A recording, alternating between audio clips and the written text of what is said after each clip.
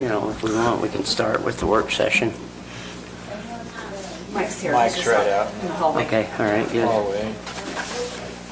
Okay, sure. Oh, thanks. Here, I got this and don't have that.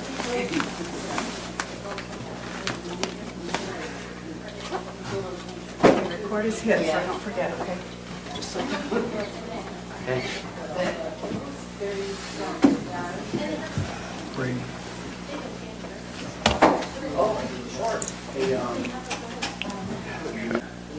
Well, they went in to pick up some stones, but the larger one had moved back up in the kitchen. And so he wasn't ready to go get that. So he got the one out, closed up, and said, you'll have to come back again later. So I had to have a second surgery to get that one, which actually went better, and the recovery was easier. But Well, that's good. kind of get used to it after a while. Yeah, and they thought they were going to do a lithotripsy, but It does have to come part of the report. they ended able to just get up and grab them and pull them. I'm glad to see that you're vertical. Yeah. Me too. I'm glad to see your vertical. Doing better at all? I think they're all done. That's good. We'll see. Let's see if they come back. If he jumps up during the meeting or falls over, we know why. Blaine, did you get my text? No. Did you send me a I text? just asked if you were willing to Sure, lead the pledge and prayer this evening. sure. Do you care if I do one other thing with it? I don't know exactly how to do it, but So Blaine, how are you gonna make sure that change happens? I'll just tell him. I told him last time, but it didn't. We want an email, but I will send it to him. If he's here tonight, just follow him out when he leaves. actually, he said that needs to go back to commission, that's what he said it needed. Oh, well, I sent it to him, and he sent it back. He says, I'll take care of it. Well, he probably got the name missed with Jared Allen versus versus Lilia. Somehow or another, I can look back through and find it, but I'll get it straight, so your name's there.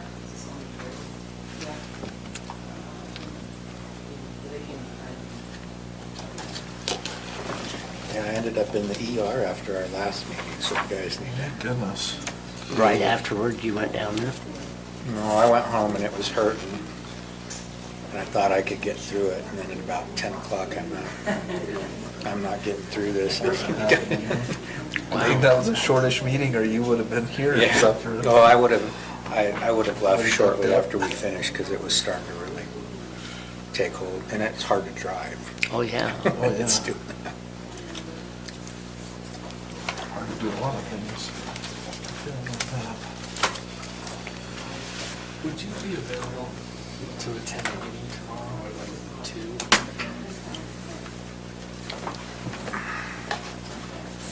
Attend a meeting at 2 tomorrow. Yeah, in Garrett's office, either by Zoom or in person. I'll just take a look. It's I related to the will, closed session. Blaine's corrections. Okay. I asked. They looked fine to me. I didn't have any issues. So, Blaine caught a good one, though. That presented instead of resented. That's If not, I would Who resented it? I Somebody resented resented the it? money that they follow have up or paid. something. probably have to do Sometimes I that. resent I've got Yeah. a meeting in Wasatch County at 1 Okay, they've scheduled it to go through 2:30. okay. I mean, if it finished early and I headed back here, I could stop in, but, Okay. Yeah, it's okay, inconvenience to me. okay. I'll, if it doesn't end early and we end up having to schedule another meeting to kind of talk some more about it, I'll kind of tell you what happens tomorrow. Okay, All right. sounds good. Thanks. Mhm. Thank you. Uh-huh.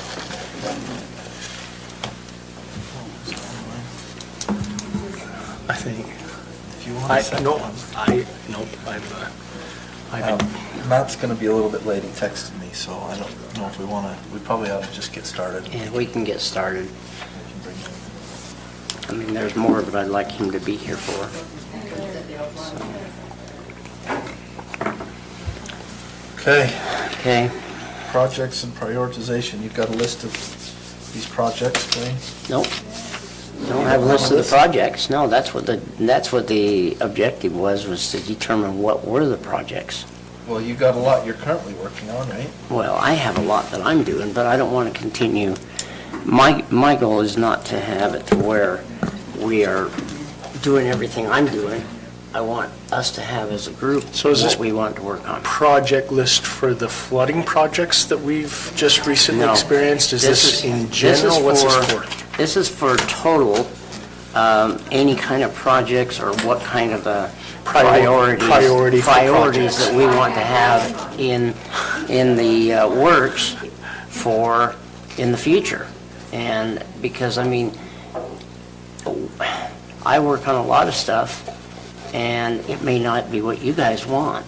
And so I want to get everything so that we're all working together on projects or what we've got purpose. I think it's a great idea. That way it can, maybe we can work together a little more. Well, maybe, first off, let's talk about the ones that you currently have on. We can talk about projects that the rest of us have on our list.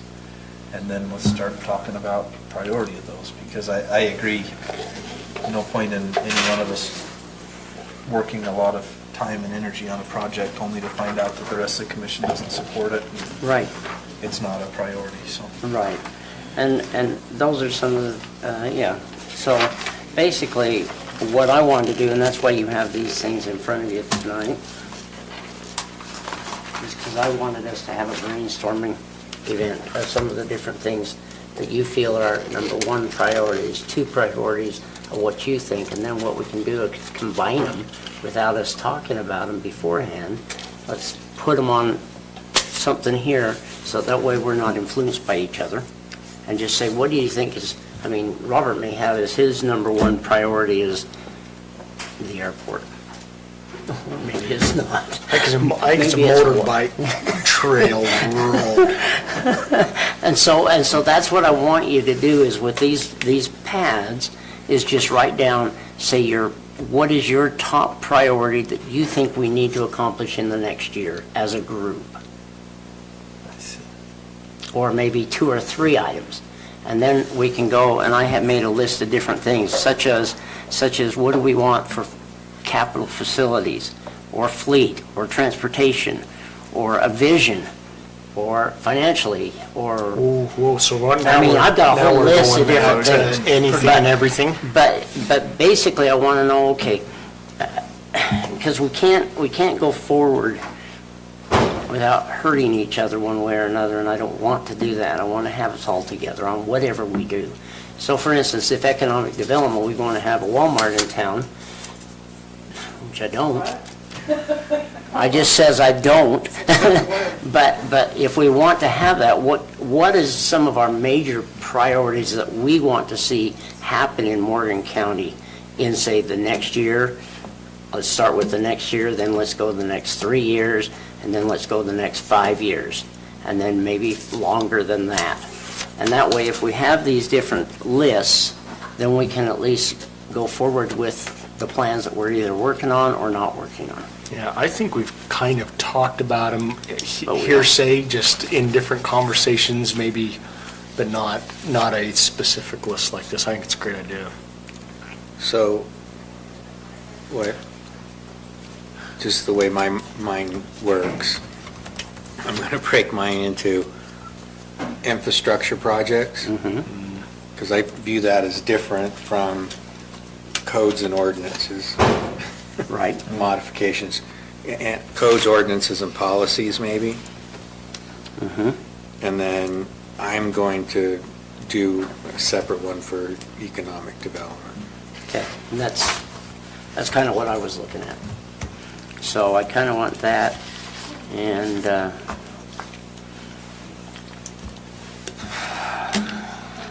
why I'm not working as hard.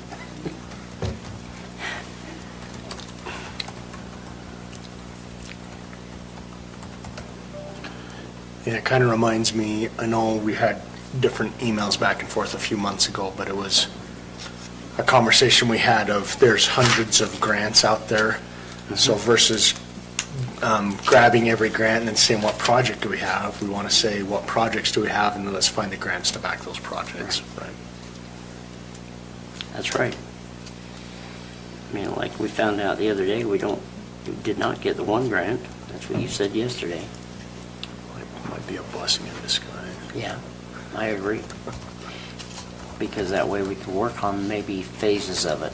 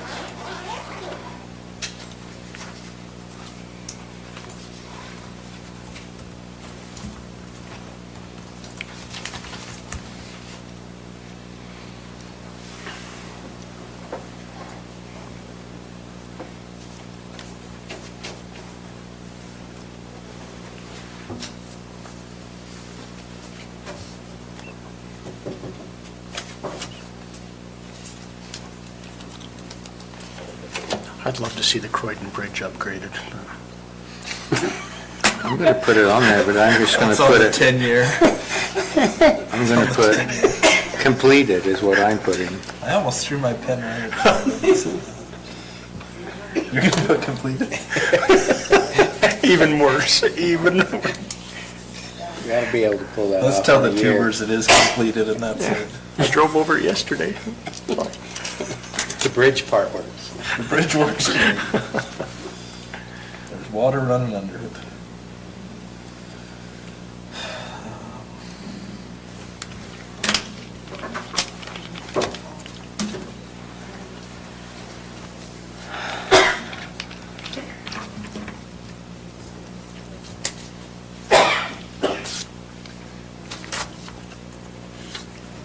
Okay, and then when we're done, which I hope we're not done yet, but this is gonna be a long meeting.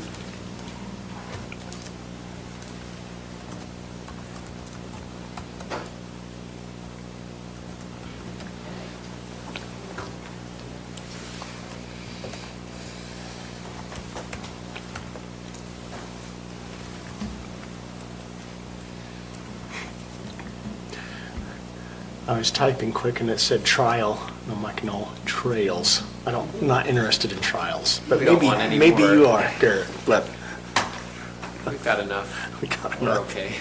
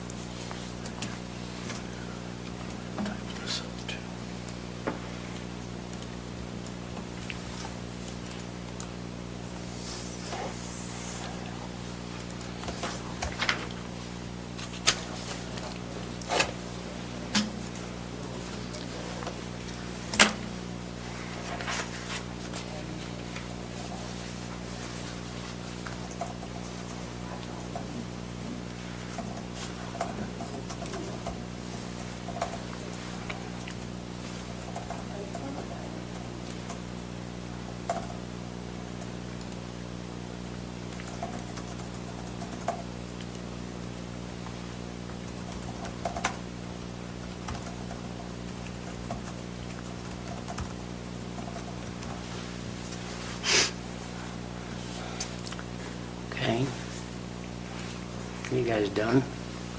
Or are you writing more? We can discuss and type as we go on.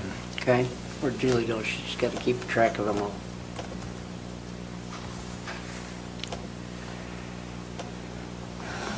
We can start keeping track of them. Okay. Okay, Julie, you want to keep track of all of them? Yeah. You want to keep track of them all?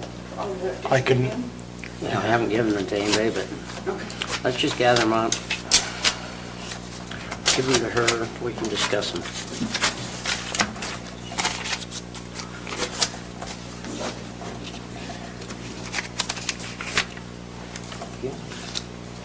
Hold on, I gotta type this in. I'll send it to her. I'm not a good, she wouldn't be able to read my chicken scratch. All right.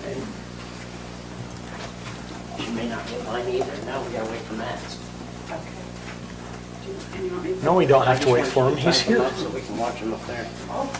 Or if you want, put them on here and.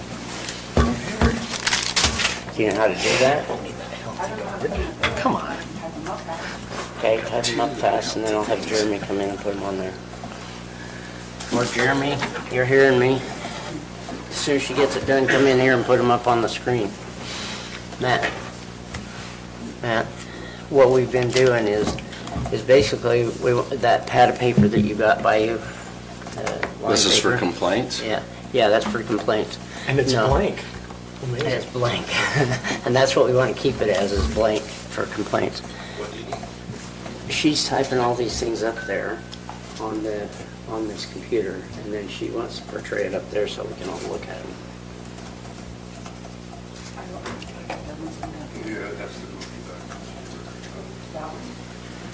Or just do it on Microsoft, Word. So anyway, what we did is we just did an exercise on writing down your different, what you plan for or would like to happen in the future, or what some of your priorities are for the county, Okay. okay?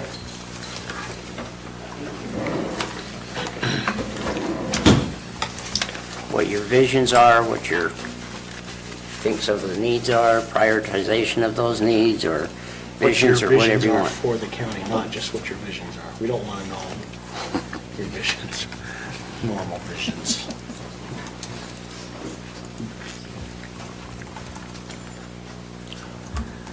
So this is not in any order? This No is- order, just put them up there. Julie, I just sent you what I typed up.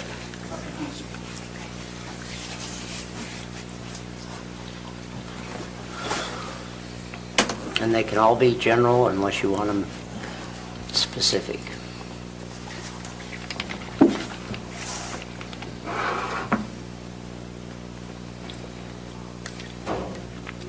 If we get that ladder truck. Yeah. Yeah, it's pretty nice, it was in We fair. got it all Or not fair. ready to go. It's got it renumbered and lettered and. You know what all project, the you know what we stuff. need to put at the top of our projects is getting in a parade.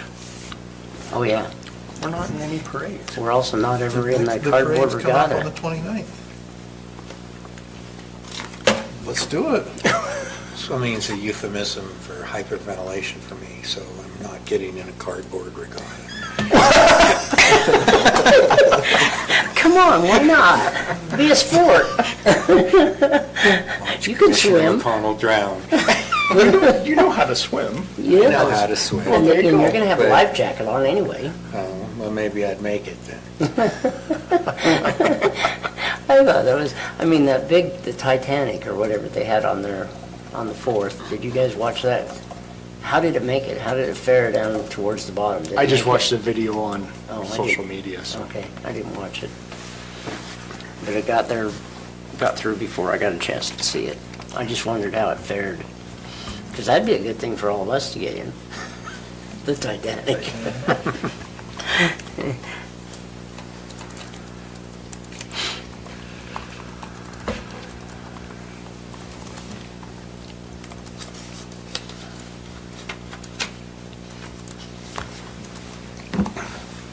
Well, I don't know if this is a subject I can bring up also, during a work session.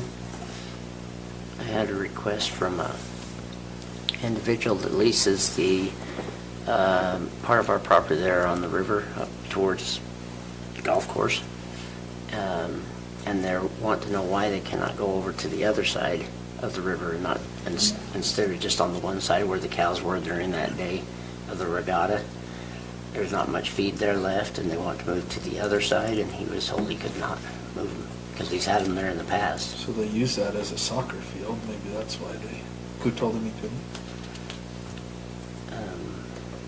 Public Works. That is the space that they sometimes use as a soccer field. I don't know if they're currently using it as I that. don't think they do, but I don't know what reason. but- Not with the feed 3 feet high. Yeah, no, yeah, they'd have. Close to the river, it's mushy. I don't- Yeah. It was So I Tony don't know what Jones, the wasn't reason it? We'd have to ask. Yeah, Yeah. he called me about an hour ago. Asked me to ask you guys or to find out whether or not it can be used or not within his lease agreement. I mean, that should be an easy answer from Brett. I think my bigger concern with that is, how did we get that lease out? And does it renew, and who does it go out to, and how does that all work? Yeah, for this year, since it's already leased, I'm just wondering whether or Well, not. hopefully it was done correctly. Yeah. I'd rather see it get fed off than burn. Yeah, me too. 100%.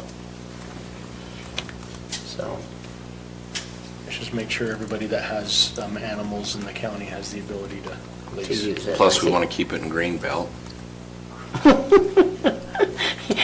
You mean there's zero taxes for it? Wait, what's that? They don't pay taxes, so it's county property. Okay, you got them? Almost. There's a lot here. Yeah, there's a lot there. I'm getting there. Okay, we could just start discussing some of them if you want. This one says DAK increment plan? Oh, Tax increment. I'm sorry. Plant or plan? Plan.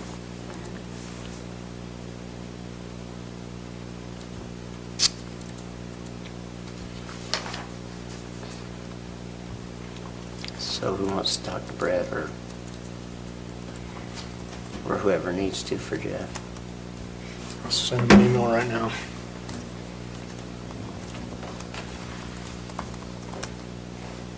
And I'll copy Mike.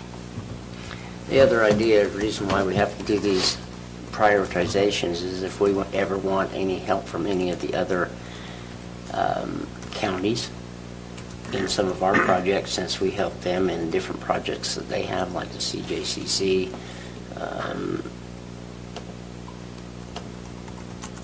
and other facility building, whatever it might be for our own purpose, for our purposes, then we ought to find out. We ought to at least have some prioritization as to what we want in case they can help us.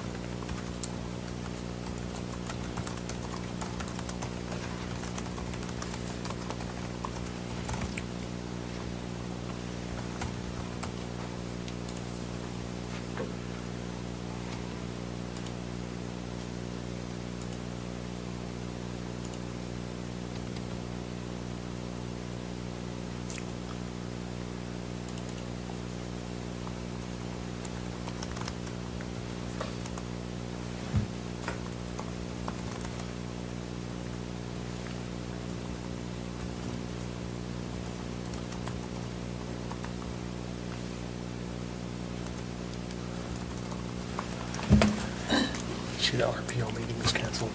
What's that? See, the RPO meeting was canceled. I don't know why, but it was canceled Those canceled for next week. tomorrow. Did they move it to next week?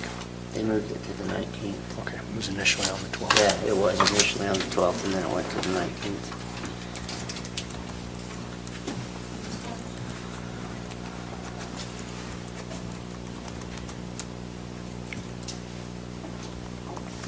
There might be some duplicates there too. Did you not want me to put duplicates? No, put them. Hey, user current password for has expired. Please You submit put a number anything. 2 on it if you the want, email. or if it's a Microsoft duplicate. Exchange, FOE, @glenmep.com. Okay, it's legit.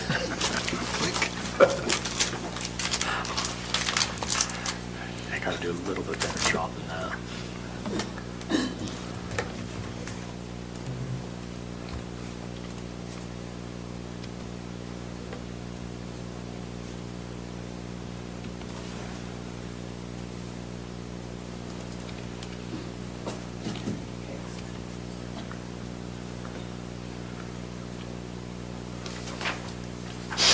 Maybe if you got that list started, if you bring it up, we can start working through the top as you're finishing out the bottom.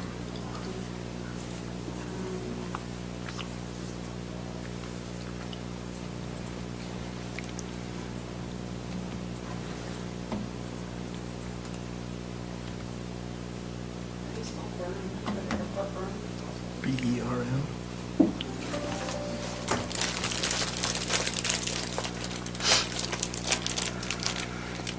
Glad there's 5 of us. I completely forgot about that. Yeah, I forgot about that too. Good job, Matt, was that one yours? What We're was just that? saying, we had both forgotten about the berm, so was that one yours on your list? No, I forgot about that too. Oh, well. Must have What, been the his. berm at the airport? Yeah. That's on my list. Okay, good. Good. That's nice that there's 5 of us. Yeah. 3 of us have forgotten about it. That's right. I drive by it every day. Yeah, hard to forget about that.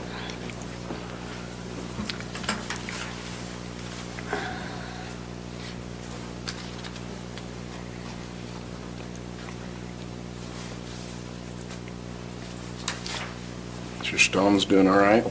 Kidney stones. I hope all the rock garden has been removed or put somewhere else at this point. That's what they've told me.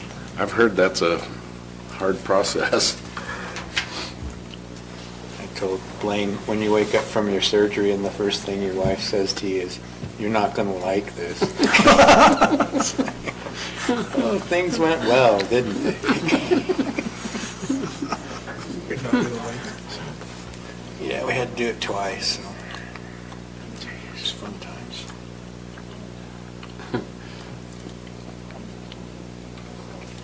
It's kind of like when I went in for my heart surgery, and they started doing all the cauterization of the heart, and they says, when I woke up, they says, it seemed like every time we did one, another one popped up. And then we popped that one, another one came up. And they did that, and they finally says, we're done. 4.5 hours later, they were done, and they could not even get to the main ones, which were in the aorta. And he says, we're not going back in. Find another doctor is what they said. I go, Wow. great. Their diagnosis is you're a mess. Basically, I'm out of breath whenever I'm walking. Wow. And it's not because I'm completely out of Trevor shape. has it now. He has it now? Okay. And is he gonna show it? Yeah, he's gonna put it up there. Okay. Who is? He's gonna do it from the narrative. I got it, Mom. That was stressful. Okay. Looks like we have a lot, which is good.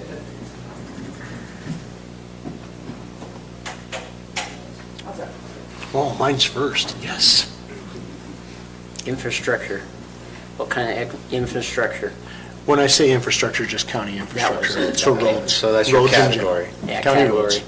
To me, that's a very high priority that we tend to, Okay? So So- when you say road upgrade priority, you mean work on prioritizing the projects? yeah, well, the roads in Roads particular. in general. Yeah, because we, My formatting got messed up. It was folded for each topic, but it got messed up.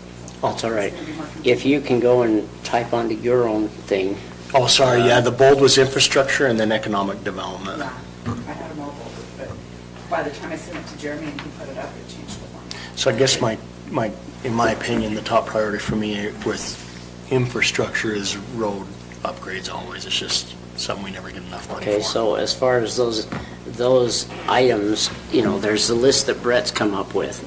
How do we know, I mean, according to Brett, they're all a priority, but to us, we have constituents come out and say, how come my road's never a priority? So what do we do? Well, I think we need to stick with having our expert determine which roads are a priority and when. And he has a grading system that he applies to. So I think if there is a resident that says, well, where's my road on this priority, they can speak with him. But we could maybe post the grading Yeah, we could Yeah. post some. scale so And that people understood how he was making the judgments. And he works with Wasatch Civil, so Wasatch Civil does come out with Brett and look at the roads and prioritize, so Okay. I think it's a good way to do it. But even if you had a schedule of what you're doing, forecasting, these are going to be done, and these, we anticipate the next year, then residents could see, one, how they're evaluated, and two, if what they're concerned about is even on the schedule, it may already be, and they say, oh, it looks like I've got to wait another year, and that satisfies their concern. Kind of like our interchange. We call and find out, we're interested, and they say, yeah, you're about 20 years down the road, Right. But And there's a whole list of them that Brett came up with, and I don't have it with me. Do you by chance have it, Jared, for the list of the priorities that he has scheduled? I mean, that's one of the things we have to take back, Jared and I have to take back to the COG and prioritize all these lists. But if we as a commission have not said, yes, we agree with that, then it may not be a priority. I mean, it may be Brett's priority, which is fine. Brett comes each year, right? Right, he Doesn't brought he come it up. before us and say, here's my list and here's what I plan on doing, but I don't think he comes with the overall list to say, Right. here's the reasonings and rankings and why. He just says, here's the ones I'm going to. Here's the list. And so maybe a priority with us, we may want to look at that and determine whether or not that's something we want to, how much money do we want to put towards that?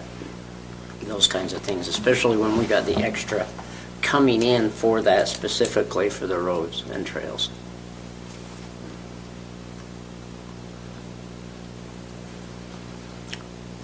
Looks like we have a list. Yeah, I think there's quite a few that are probably very similar in nature. I like to finalize the general plan. Yeah, we need to get that done. That's been hanging out there far too long. Have we paid him? Josh? I'm sure we paid them. I'm sure we have. I think it's just, we need to just wrap it up, I think, at this I point. think most of it was part of the grant from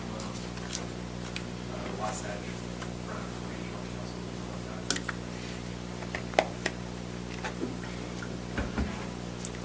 Okay, so we've got, what's this, Geneva Trail. Oh, is that the one over there? Yeah. Oh, okay, Geneva DNR land swap. okay. How much emphasis do we want to put onto that, or is that a 5-year plan or a 2-year, do you think? I guess that's a thought with this whole process too, is prioritization and what efforts we put into it. I mean, the interchange, that's going to be continuing, but Right, that's gonna be continuing. That'll be years out versus some of the stuff. I mean, I did 1, 2, 3, 4 on the fairgrounds. I call it the Fairgrounds Park / Fairgrounds, but just that whole area and what we're doing there. But And I put over here an event center at the fairgrounds. So we can have winter activities too. That'd be great. That will help to bring in tourism, but that's a $6 million project. So that's down the road.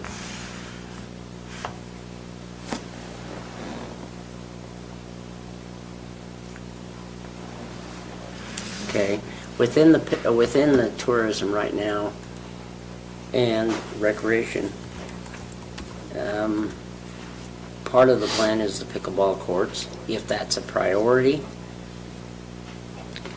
which could become a tourism attraction, because if we have, what is it, just 2 more, or is it 4 more pickleball courts, then we can attract tournaments. Is that correct, Jared? Yeah. Okay. We need 4 more for tournaments, yeah. So 4 that- more in one location, or? They want 8 in a location for a tournament at that location, yeah. So, I guess for that matter, we couldn't rule out Kent Smith, because it already has 4, there are 4 there. It's got 4 there. Okay. I think, just, I guess, playing devil's advocate on that, I think that's a great idea. The cost to build 4 more courts is a couple $100,000. So the ROI on that is probably not great.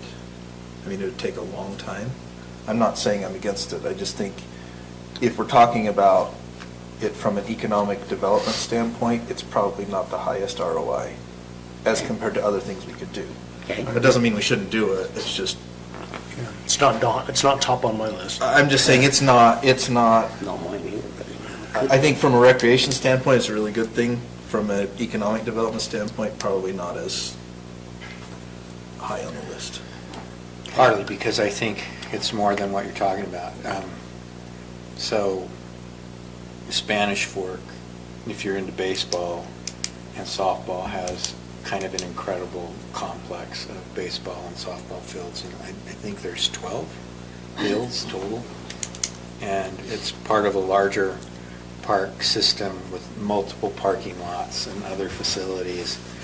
And so you can build 4 more courts, but there's not the greatest in terms of people observing and watching. I mean, there's. Then you gotta build bleachers, and Yeah, then you there's gotta all have of that kind of paved stuff that makes it parking. work. And, you know, I think that does have an economic impact on their city because they bring in large tournaments. People come in, they spend the day, you usually play at least 2 games through the course of the day. You don't have time to go back home, you eat there. Sometimes you stay overnight there. And then it's a summer employment thing for their young people as well because they maintain those parks with their high school kids and stuff like that. So I think your long-term vision of the fairgrounds park could turn into something like that over Over a time. decade or so, you know, but And I think it'd be worth doing, just maybe not first. Yeah, You guys know how I feel about fields, but yeah, I definitely think a more field space where we're currently renting the fields from the school would be phenomenal. Okay, how, I'm just curious on one of them, communication to the residents, all kinds of communication, whether it's, well, one-way, where we send out, you know, if there's something that's happening, like flooding, you know, who knows, an emergency, stop people from getting on the road, whatever it might be, or just plain, we've got an event, the cardboard regatta, the chamber has a golf tournament. I mean, some way or another, I mean, that's one of my big things that people have asked me for. How do we find out communication? How do we find out what's going on in the county? Because the newspaper doesn't do it. Marta Mom does not do it all.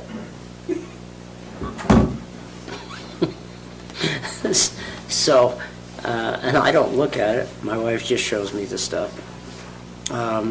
So, I mean, that's one of the things I think is probably we need to communicate with the residents a little bit more. So it's a priority of mine. Well, I think it's a, in my opinion, it's a shift in almost social media. And I know it's kind of hard to make sure you say the right thing, but I know I've seen other bigger counties at least. I mean, they'll blast stuff almost daily on the happenings and what's going on and through social media. We put our stuff on our county website. Right. I think for the most part they could find what they needed to on the website, but. It would be nice to have a system, at least what I've seen in other counties, is a system where if they opt in to getting information, it would also allow them to have a text. You know, like if there's an emergency, of some sort, they would get a text, an automatic text. And, you know, that way at least, a text that says, go to your email or whatever it is, more information to follow. Those are something you can get. I don't know. I've seen it happen in some counties. They showed me some in some of the other counties I've been to, and it works pretty good. I had listed education, communication and education for the public. I feel like government in general doesn't do a very good job at educating people on what's going on and why.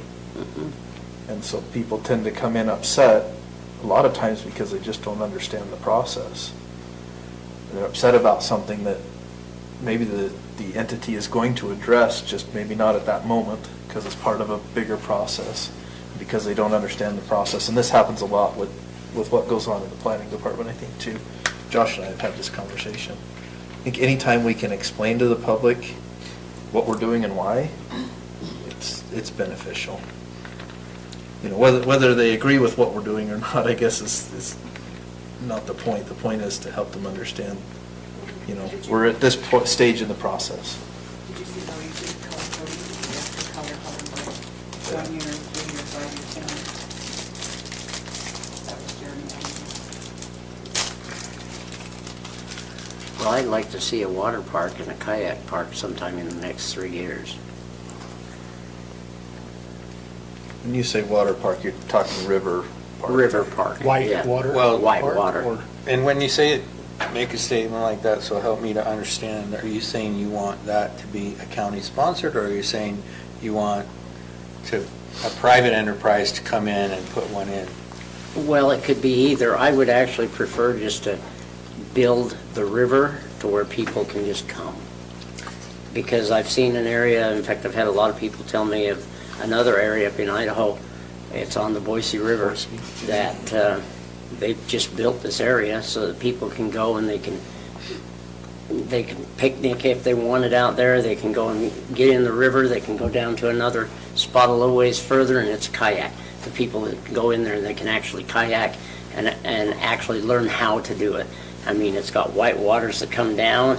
They've also got tubers that are up at a different spot, and they can go through another area, and it's just public, open to the public. No liabilities except search and rescue, but tourism dollars will pay for a lot of that, for the search and rescue. That would be an area that I think we could actually get some grant funding next year for, if we want to try to start designing it now. So I added on my list the Whitewater also park, but I also added, the way I worded it to be careful was irrigation upgrades. Right, that too. But I think that's going to probably be our first hurdle. That's going to be, and of course, we have somebody working on that currently. So Currently, yeah. I think the first upgrade's going to be able to have a good passage. And I said inter-county. I don't know. I would just love for them to take out, put in everything I mean, within the we'd Warren almost- County. Wouldn't we need stream alteration permits and Army Corps of Engineers? Yeah, we will. Permission on all that Uh-huh. stuff? I mean, that's Yeah. It's a big project. It's a big project, but we've got Well- the help at this point. 70% of it can be paid for by the state of Utah. And we only have, but each year that it prolongs it, or we prolong it, and they have not determined how far, but each year they're gonna drop that percentage down to where then it will be a 60-40, and then a 50-50, and then it'll finally get down. If we wait too long, it's gonna be down to, well, they'll cover 10% because you waited too long. I think as an overall project, I agree, but I go back to the pickleball comment, because I agree with that also. So if we're just focusing on one thing on kayakers, is the upgrades and amount of money that would go into a kayak section, would that even? Yeah, what's the ROI on that? Well, it might be more, not necessarily an ROI, but it might be just a plain old public use. Ones that people want to come here, maybe Oh, same with pickleball for our courts. our public that want to just get in the river Sure. and be able to have somewhere where they can be. Sure.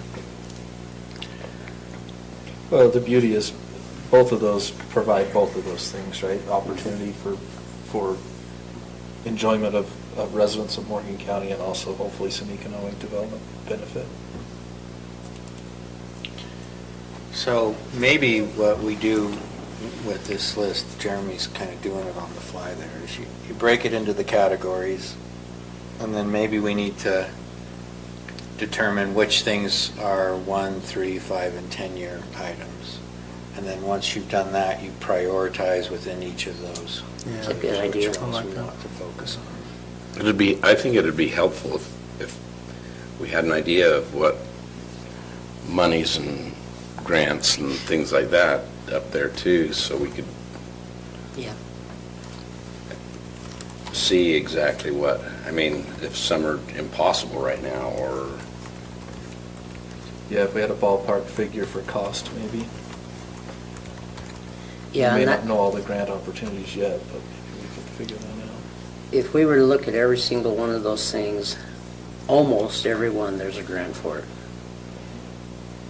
Surprisingly, the ones I've seen are out there. It's just we have to be ready to apply for it when it comes. Well, I think the other thing we need to consider too, though, is are the strings attached to that grant worth The risk. what, for example, the grant that we did apply for in the fairgrounds area there had a lot of strings attached in terms of what we would have to do to keep the habitat there. Maybe that's okay, maybe it's not. It may end up costing us more to deal with some of the strings attached than it would if we just went and paid for it. So just because there's a grant, I don't necessarily think that's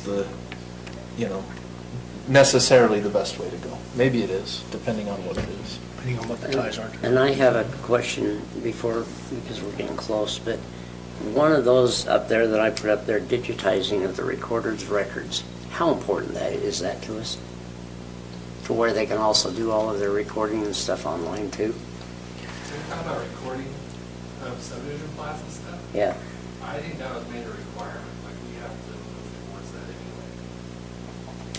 We've talked about this, Yeah. I don't know. we've talked about this the full 3 years I've been here. It's very important to your overall business community and title group, at least the last 20 years of It'd documents. saved time for the residents, it'd saved time for the recorder's office, not a small. And in turn, save us money too. A lot of money. So how do we want to proceed with that if that could be our number one? Because we do have the money we could have the money set aside for that from ARPA funds. So how much of it do we want to do? Because we got one that we bid. allotted her a certain amount of money to do some of that last year. One thing to remember about that is you did authorize her that $16,000 for the program that's being written to be out there so the public can see those documents, so you've already actually put it in play. So we're starting You it. don't remember that. The question is, do we need to do more, or Yeah. is that going to cover it, I Yeah, guess? I don't- I suspect there's probably more to do. 99% of our stuff is already digitized. You're talking about getting it out to the public.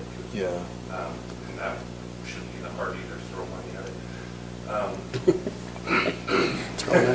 Throw money at it, we can do There's already anything. some documents that desperately need to be digitized, that are the really old books. And I swear she's got money for that before, that they need to be actually scanned, each individual page that can't be put through the scanner like the new documents. But other than that, we have everything digitized. It's just a matter of getting it to a place that public can access it, if that makes any sense. Sorry to jump in. No, No, we that's appreciate it. helpful. Thanks.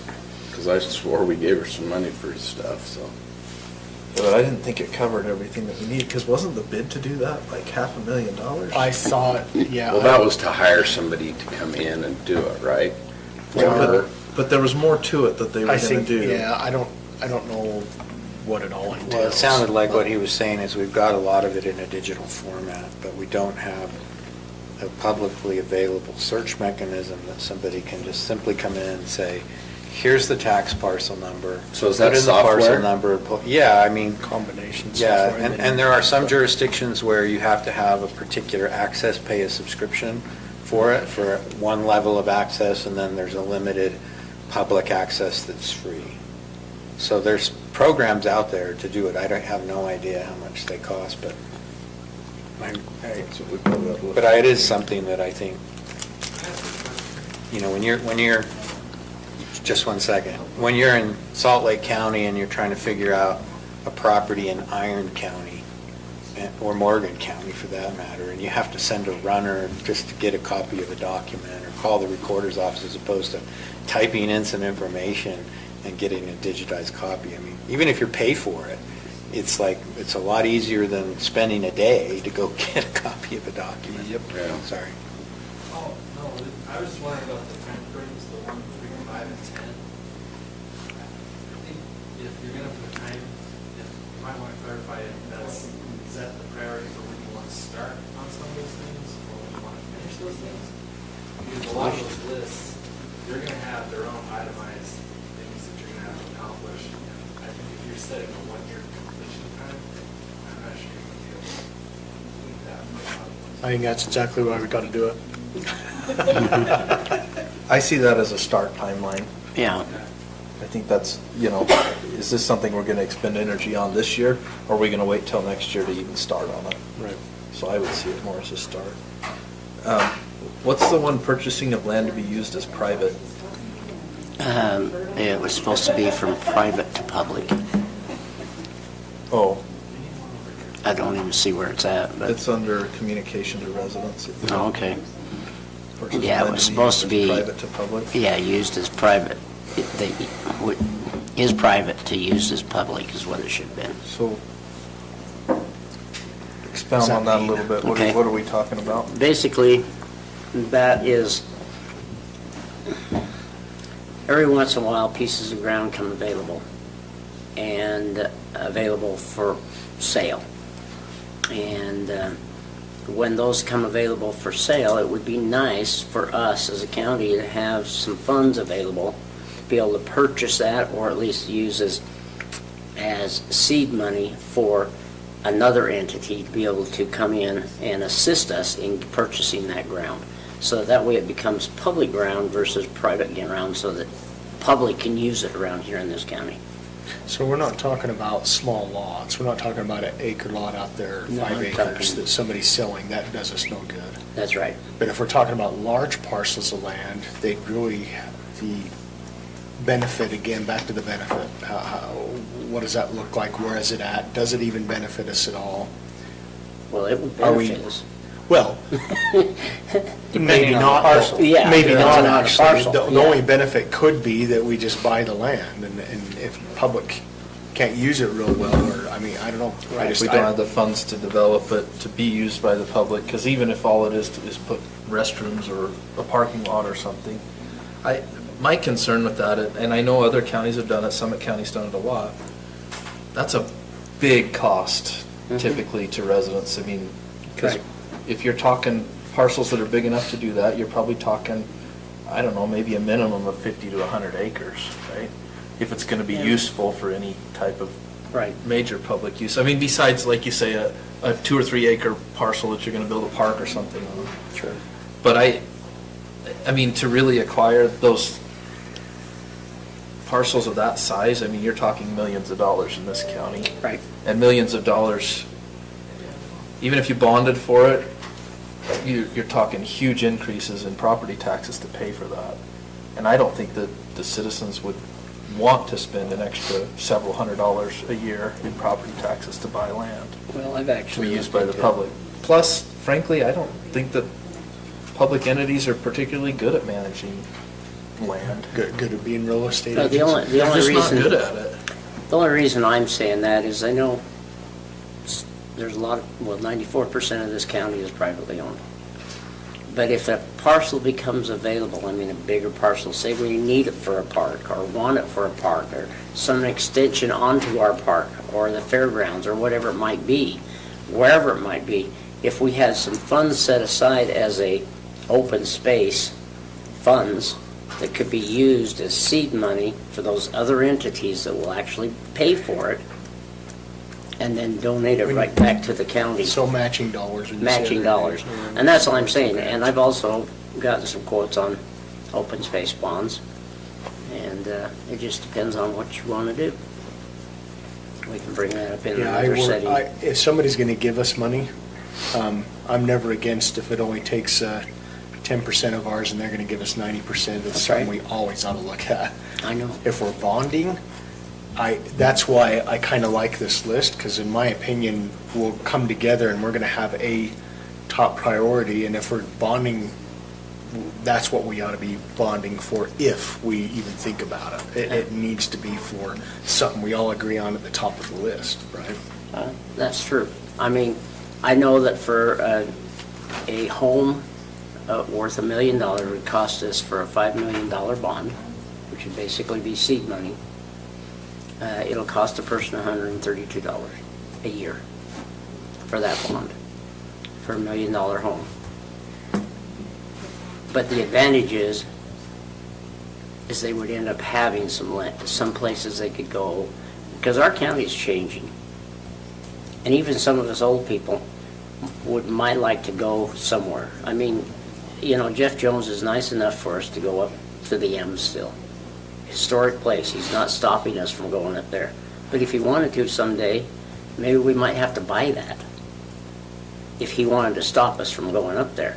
So I'm just saying, these are different things that are potentially, if we were to do something like that, just might be out there. I don't want to spend another $100 or $200 on taxes every year, but if it's for that purpose, for a purpose such as that, where I can take my horse or later on just hike, because I know Jared loves to hike up there. Yep. And there's a lot of people that love it too. And so I'm just saying, just in case, it's only there if in case, and I'm not saying that has to be a priority this year. I just want you to think about it and see if we want to do it in the future. Maybe by then we won't have to worry about it. Maybe we'll be rolling in dough.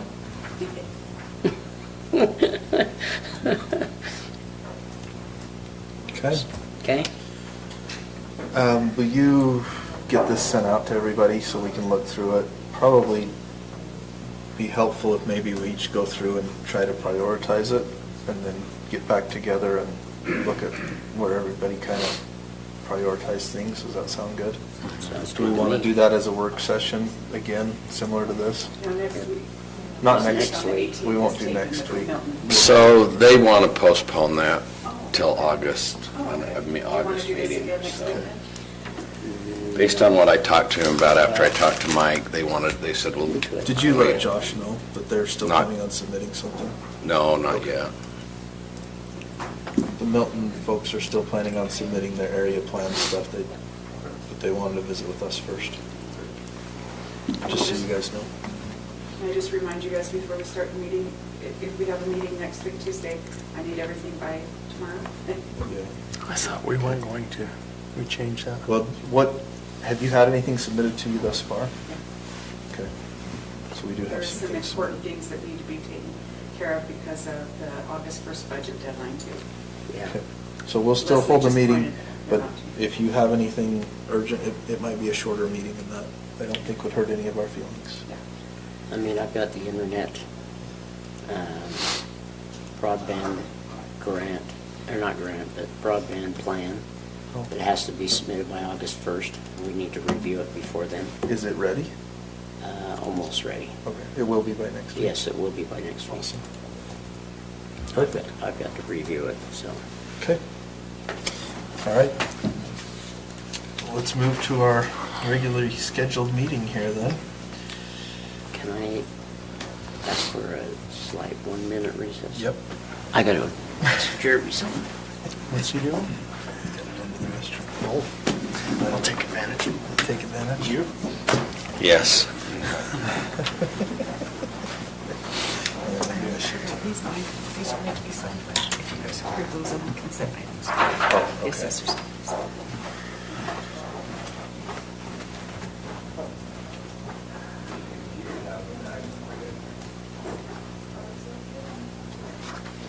$8. That one might break the bank.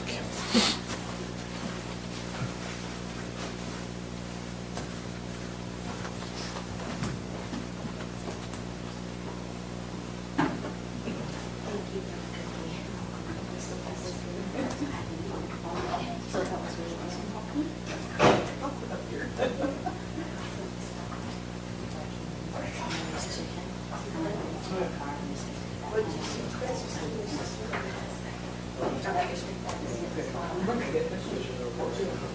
you like it better?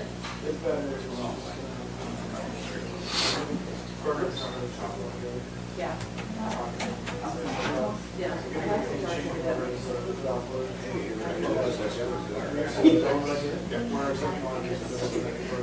So, yeah, because I was trying to figure that out. I just realized that the agenda, so you used to do it all on the folder. Yeah, I copied and pasted. I copied and pasted it. Every time I, oh, I'm happy to ask for Thing to talk for about. it. Well, And I'm happy to ask what the ladies have. I know my daughter gets into it all the time here, but I don't know where.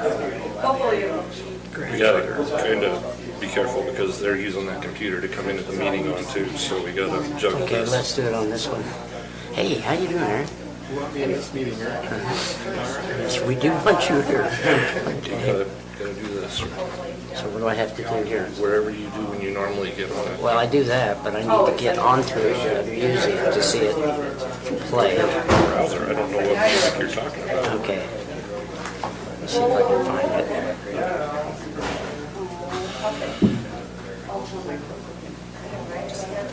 There's Chrome right over there to your right. This is something we should have set up here beforehand. I know, but I didn't. Since I've worked I the didn't know last I was 4 years, saying the prayer. the walking part. Have this, I prefer first of this because he can do this and then leave, and I can do this. I didn't make it natural. So he wants to talk about the fair first, If and you then could I'll dodge do it, the how other one, and he can would leave. make a lot of money He's if trying you to get to a review. figure out a extra stitch process or something. Okay, we all here? You ready to roll? I'd get in line for that. Hit play and start making notes. Hit click on that and then play. Yep, it does. I don't care if it makes any noise. Oh, yeah, we got to. Okay, welcome to the Morgan County Commission meeting. Today is July 11th, 2023. We just finished a work session where we discussed various projects and prioritization of those projects for the county. We will begin with an invocation or moment of reflection and the Pledge of Allegiance, and I've asked Commissioner Fackrell to take care of that. And today I've decided to do just a hair bit different because of the month we're in. I would like to play this song and then I'll have a prayer and then we'll have the Pledge of Allegiance. Okay?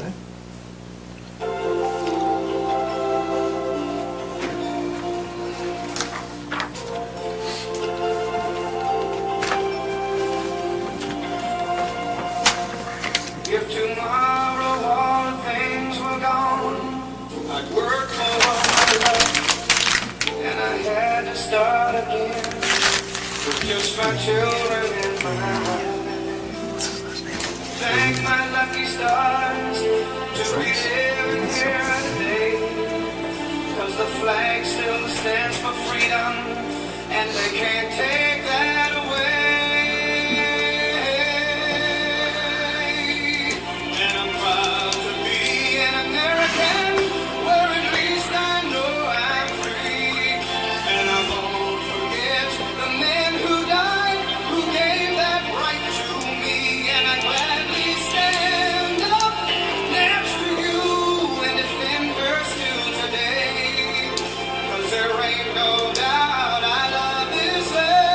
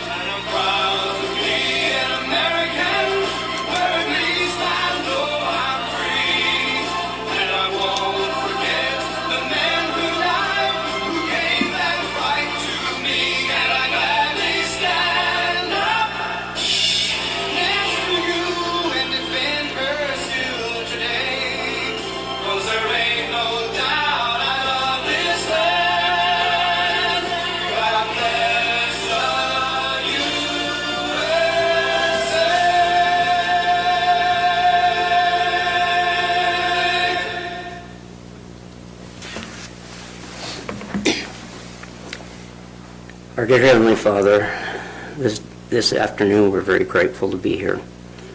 We're grateful to be part of this land and for us to have the opportunity to be part of this county. We're grateful for the many blessings which we've been given. We pray that Thou will bless each member of our county and those people that come through this county. Bless them with the abilities to enjoy what we have and to enjoy the comforts and the joys that we have in this life. We pray that during this meeting that Thou will bless us with the ability to do what is right for our county that will be a benefit for all of us. We pray for safety for all of us and the residents as they travel about. These things we pray for in the name of Jesus Christ. Amen. Amen. I pledge allegiance to the flag of the United States of America and to the republic for which it stands, one nation, under God, indivisible, with liberty and justice for all. Thank you very much, Commissioner Fackrell. Good time to remember where we live and be grateful for that. For those that had the opportunity to participate in the 4th of July activities here in the county, they were just wonderful. We had an amazing parade, probably more people than I've ever seen there. Fireworks, cardboard boat floating, food, games, you name it. It was a great time, and we sure appreciate all those who put that together and spent a lot of time volunteering to make it happen, as well as those who showed up and participated. We live in a great community. We will move to our consent items. We'll start with item number 1, which is the approval of the June 20th, 2023 meeting minutes. Do we have any updates that have not previously been provided to Julie? So on page 1, Planning Commissioner, does Dustin Little spell his name that way with an A-N? He does, yep. Okay. Or did his parents spell it that way? And then on item number 4, the Public Works discussion, where it says in the motion, payment to come from B, it's B ampersand C Road, not B and C. I already went through that with her. Already got that one? Yeah. That is all I have. Okay. Any other comments on the minutes? No, we'll look for a motion to approve. I move that we approve the June 20th, 2023 meeting minutes. Second. Yeah. A motion and a second. All those in favor? Aye. Aye. Any opposed? Okay, motion passes. We will move to item number 2. This is the request for refund of personal property tax previously paid.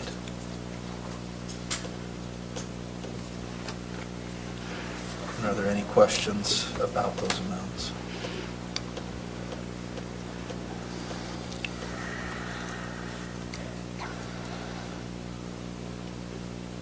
I move that we, if we're ready for it, Sure. I move that we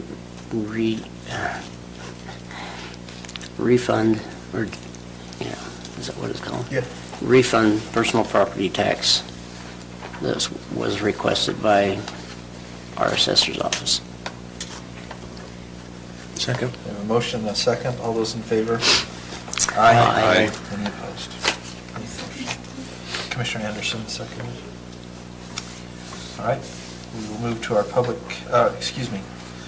item C, which is declarations of conflict of interest from any member of the commission on any of tonight's agenda items. Okay, seeing none, we will move to our public comment period. It's an opportunity for the public to address the commission. We'd ask that you please come forward and state your name and address us.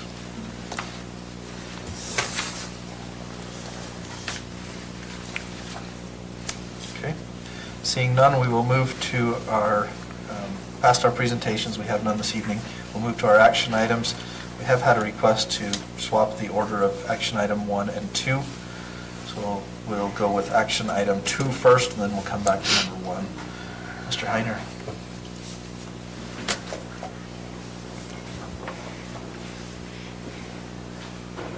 Well, I'm here today wearing a different hat, but you never see me in one, huh? Anyway, John Cannon should be here with me, but he's not, but I think we can do it anyway.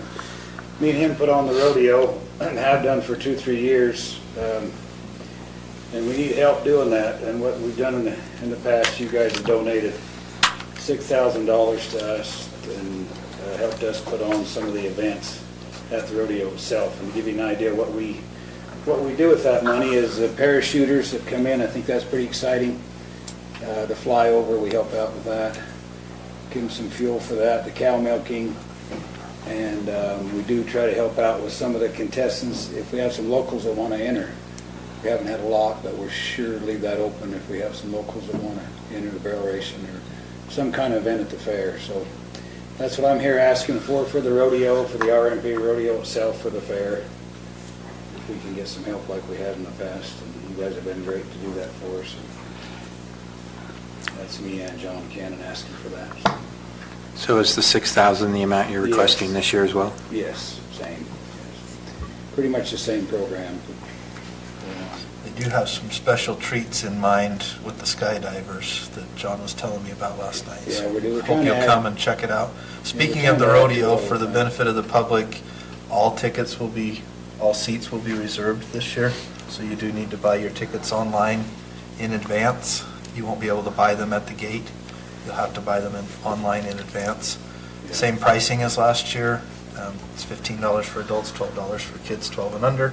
And the tickets go on sale to the public tomorrow morning. Just going to ask that. So if you're interested and you want to sit with your family or friends, I would coordinate that and get online tomorrow. What time and get tomorrow? Your tickets. That's a good question. I don't know the exact time. I've got a bracelet, I'm good. So would this come from the fund balance? So I Fourth and have, the 5th of August, starts at 7 o'clock. I have a question on it. Well, how come we don't take it from the fair funds? Well, this has been the last several years. We probably ought to just budget for it in the future, but we haven't budgeted for this that's something we amount. could So change. we've just said, well, we can take some from the fund balances as the county's contribution. And the way we look at it is, it's kind of the commissioners you're kind of helping us put on this part of the rodeo, kind of the entertainment part of it is the way me and John kind of look at it. I mean, I guess we can look at it a lot of different ways, but, you know what I mean, that's kind of you guys kind of helping us out, helping the community out for a little entertainment. Well, I think it has helped with the big screen too. That's Yeah. where it's been, and that's been, I think, really helpful. That's been awesome. I like that, All of it big adds, screen, and but all of it adds up and costs money. I mean, we're spending more than 6,000 if you put the big screen in for sure, but we've got other donations for that, but that's the reason I kind of targeted it this way. I mean, we can do whatever you want in the future, but I think you guys kind of stand out and do that for us, but however you want to look at it. so I think we ought to make a note for next year for our budgeting that we added into the normal costs. But this year, let's take care of it. Yeah, Yeah, that'd be we can great. talk about just adding it to the budget so you don't have to come back every year for this. So where do they go to get tickets tomorrow morning? County If you go- website? Yeah, if you go to the Morgan County Fair, let me pull it up Go to the here. fair website. The fair website.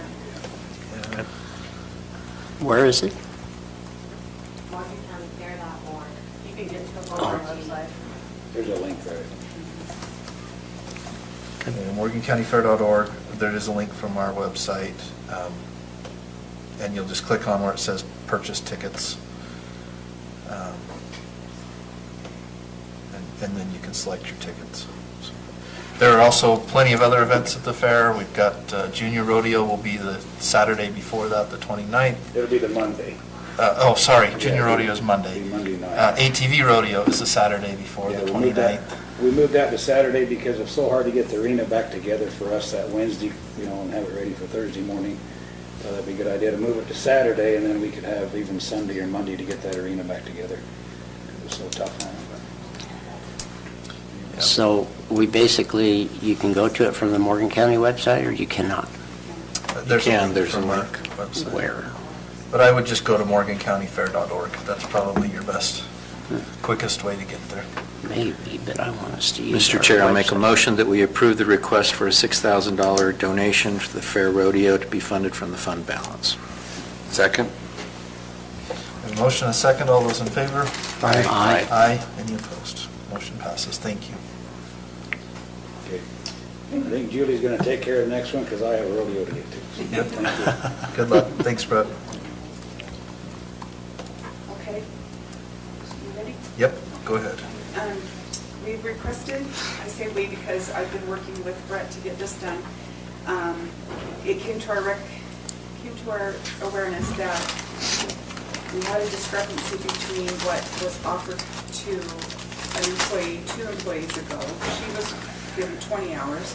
The second employee, after she quit, was given 29 hours because he was going to be working at the custodial position and for the parks. And then when Lindsay was hired, who's in the position now, she was given 20 to 29. So they had, and that could have been my mistake. I apologize if that was my mistake. So what we have found out is that she's actually been needed 25 to 27 hours is what she's been working. And so I knew that that meant that was going to throw Brett's budget off if we waited till the end of the year. So we didn't want to wait. We wanted to come and request that we raise her hours for, not her necessarily, but for that position. She is keeping busy 27 to 28 hours a week, and with the fair coming up, of course, she'll be even more busy, but there's a lot of things that have been added to her load, and so, and she's also one that wants to stay here and take over one of the other gals' positions when they retire, so that's exactly what we wanted with this position. She's doing an excellent job, but like I said, it's not necessarily about her, it's just about the position itself. And so I showed you what it would be if you raised it to 25 from the 20 that's budgeted right now, and if you raised it to 29.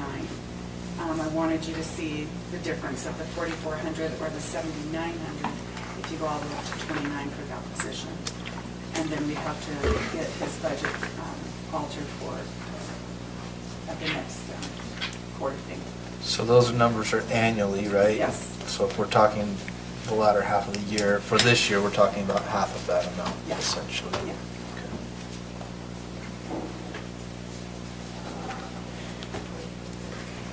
I would assume, since it's an hourly job, that you would approve the higher, and if it's less hours, it would be less. Yeah, agreed. Don't see a reason to bring him back in here again. She has been working, like I said, 25 to 28 is what she told me today. Mr. Chair, I'll make a motion that we approve the budget adjustment for the custodial building budget, increasing the hours for the part-time custodian to up to 29 hours per week. Second. We have a motion and a second. I'm assuming we're pulling that from the fund balance. Yes, we will have to. Or that We'll have account to. that we set aside. Oh, yeah, we yes, can put it so there. that'll be from the wage and benefit adjustment account. Right. Of the number. Leslie knows what it is, right? It's 10/41/55. 10/41/50, 520. Yep.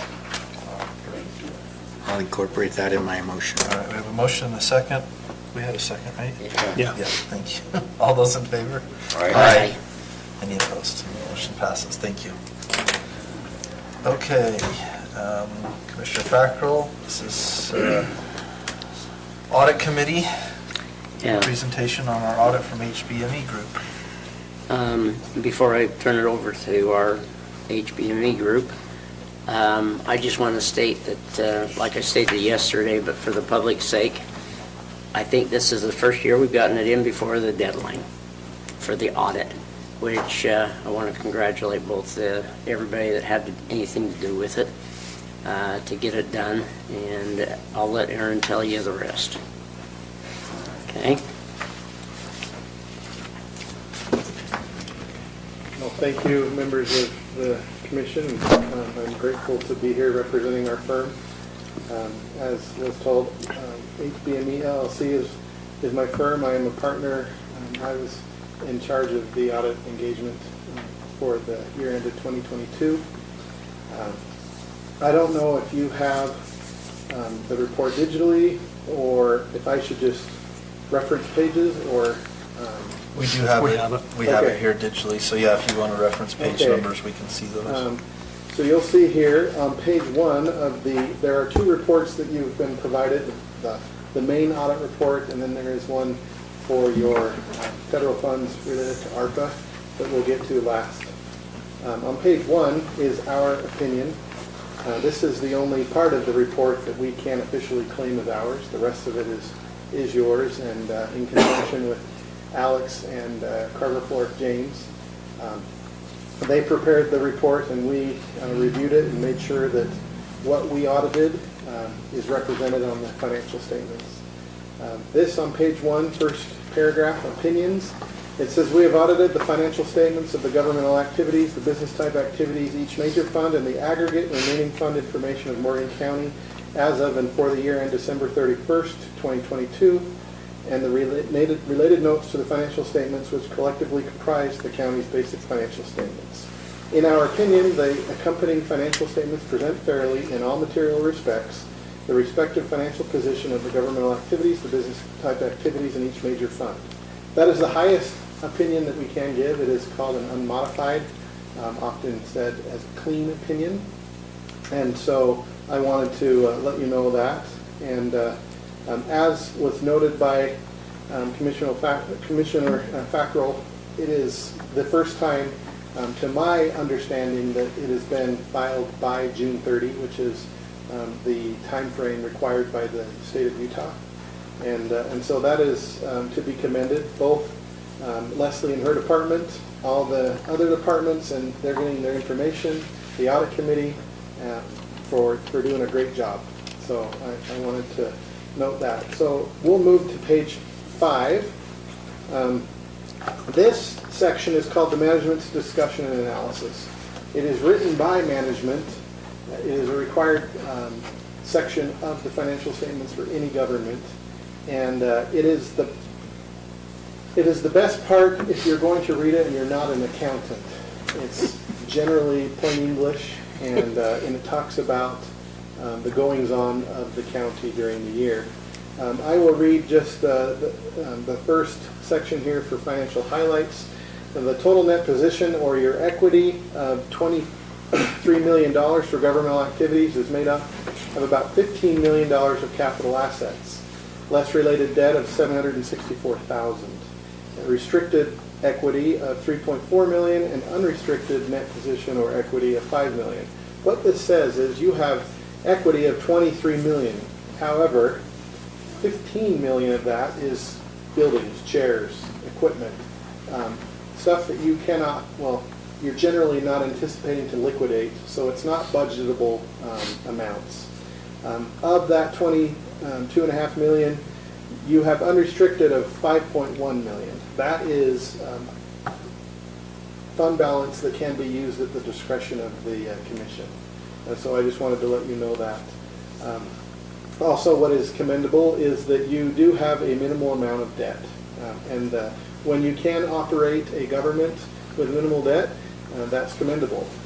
For a government, having debt is not a bad thing. Having too much debt or unnecessary debt is. But a lot of people feel like a government should be run like a household budget, and that is not correct, because most household budgets don't go and put 50 new homes on their property and need to dig and put utility lines, etc. So there's a lot of potential that you need to have debt for, so you can get streets and other things. And so some debt is good. And I just wanted to commend you for having a minimal amount of debt. If you move to page 8, I will talk about, this is your balance sheet. It's the only portion that in this report where you'll see a comparative with the prior year. And so you'll see here that your governmental activities and your business type activities, the business type activities is your garbage collection. Everything else is recorded under the governmental activities. you'll see in the total columns, the last two in this table, that almost all of them are relatively comparable to the prior year. And there are some differences in your net pension asset versus your net pension liability. In the prior year, it was a liability. In the current year, it's a net pension asset. In 2023, it will be another liability. So net pension asset and liability is just a number that you are required to put on. You're not required to calculate it. It is done by the Utah Retirement Systems. What it represents is the unfunded portion of the Utah Retirement System assets or liabilities that is then distributed amongst all of the contributing entities. And so there was an asset at the end of December 2022, and so your portion of that was just under $1 million. This year, the market, and as you know, did not do as well, and so it will go back to be a liability. And outside of that, very comparable to the prior year. We'll move to page 9, which is your income statement. You'll notice here that in the prior year, so the year ended 21, you had about $11 million of total revenues. In 2022, you had $15.1 million of total revenues. Most of that is from operating grants and contributions from other governmental entities, for instance, the state or the federal government. And that represents, by and large, the largest change in your revenue stream. You can go down, even though revenues went up $4 million, you look at total expenses, and your total expenses did not go up as much. That is a good thing. That means that you are using, it shows one of the areas where you're using the money wisely. You're not spending every single amount that you have, and so that is good. Overall, I feel like fiscally the financial statements present well the operations of Morgan County. It shows that you as a commission, that each department have that budget, they look at that budget, and it's meaningful to them. They strive to only spend when they need it, and I want to say that publicly, that is something that should be commended. However, I want to move to the very end of this document and talk about the findings that we had. And we'll go to page 70.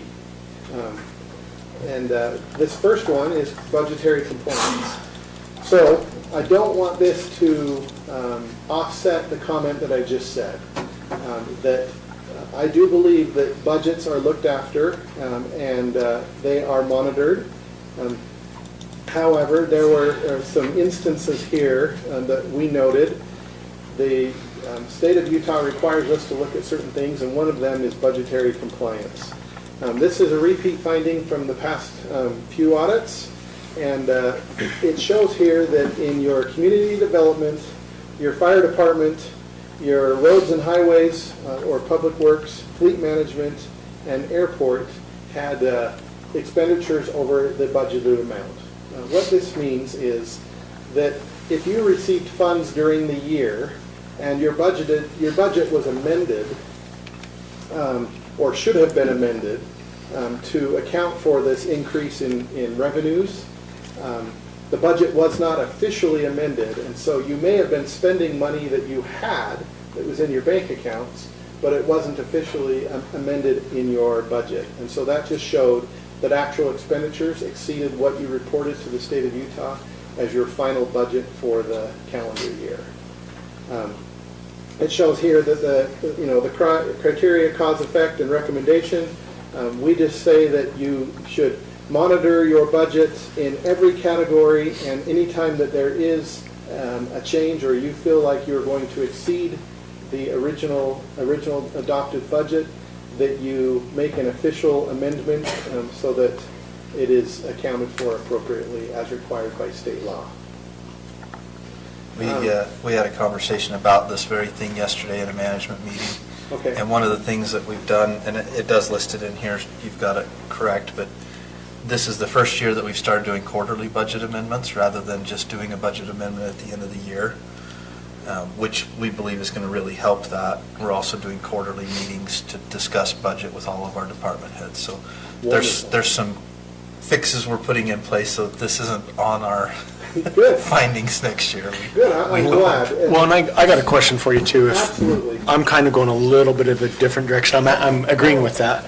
But if we have a auditing group on board that does watch and track what we're doing, is this, because I know where some of these numbers came from and it's not a surprise at all. Right. It just sounds like we didn't correctly approve it in the budget. Correct. So I guess it'd be nice 6 months ago to have a third party come in and say, guys, need to make sure you're budgeting for this or anything like that.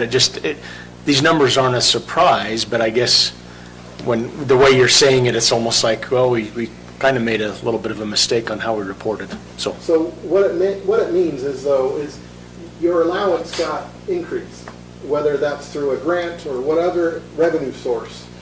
You try to estimate what your property tax collections will be for the year, and it's more than that, and so you spend it appropriately.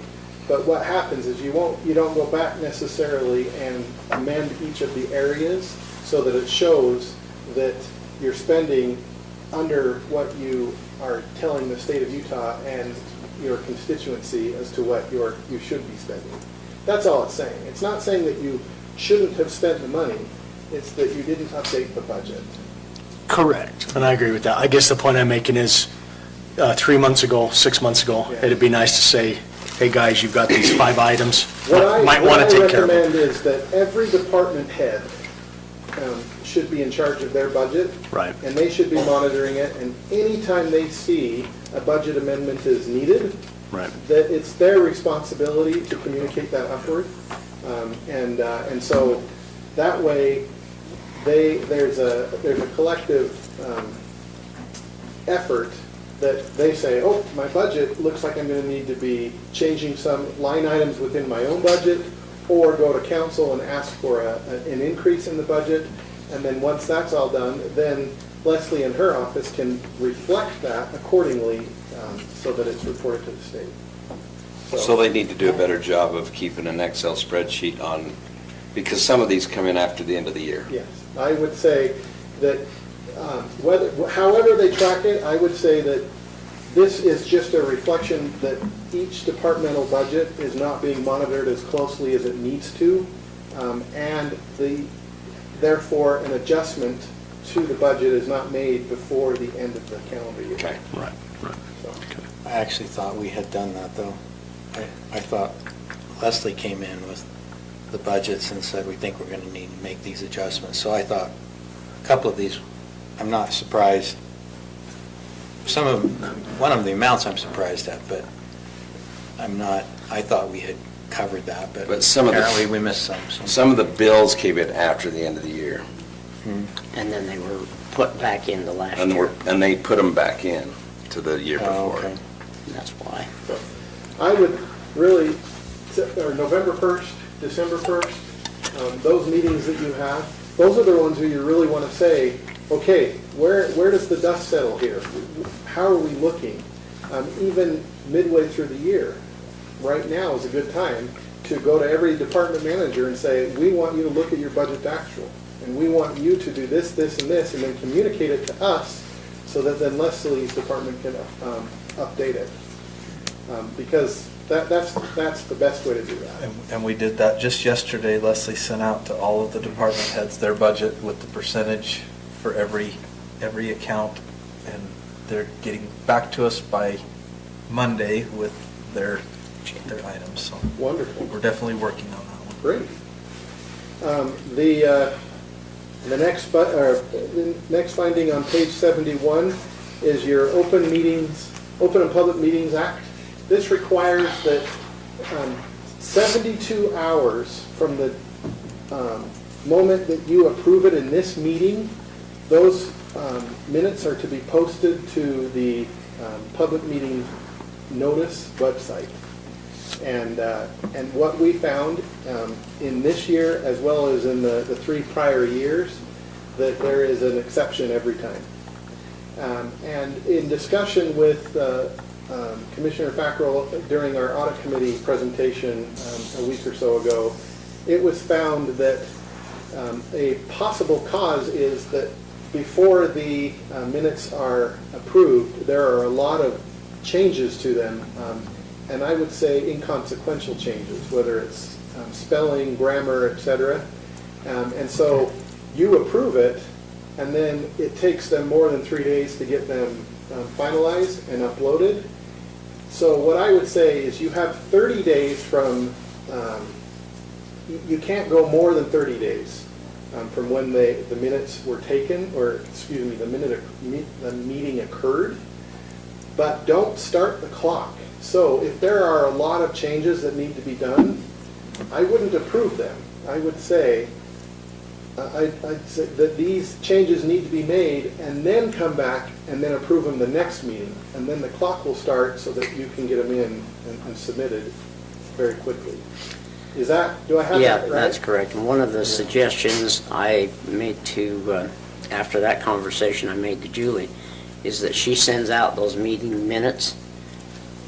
You know, when she sends the packet out, we review it. If there's any changes, she can go and then change that and send us out a final version, so that way you can sign it when we're here. Yeah, and what we've also started doing just in the last several months is that she's been making, if there are changes even in the meeting, she's been making the changes and printing a fresh copy, and I've been signing them at the meeting. Perfect. So that she has it right then, because I think that's been the other thing, is making sure we get a signed copy within 3 days. Yeah, perfect. So next year, we hope not to be on that list. Great. I want you to know that that is probably the most common finding we have, is posting them on time to the public meetings notice website. The next one is impact fees, and this is on page 72. There is an impact fee schedule that is required to be created and submitted to the state of Utah every single year. You have to show very good detail as to the purpose of collecting those impact fees, the project that they're going to be spent on, and you have to spend them within 5 years. If you don't, you must, by law, give them back.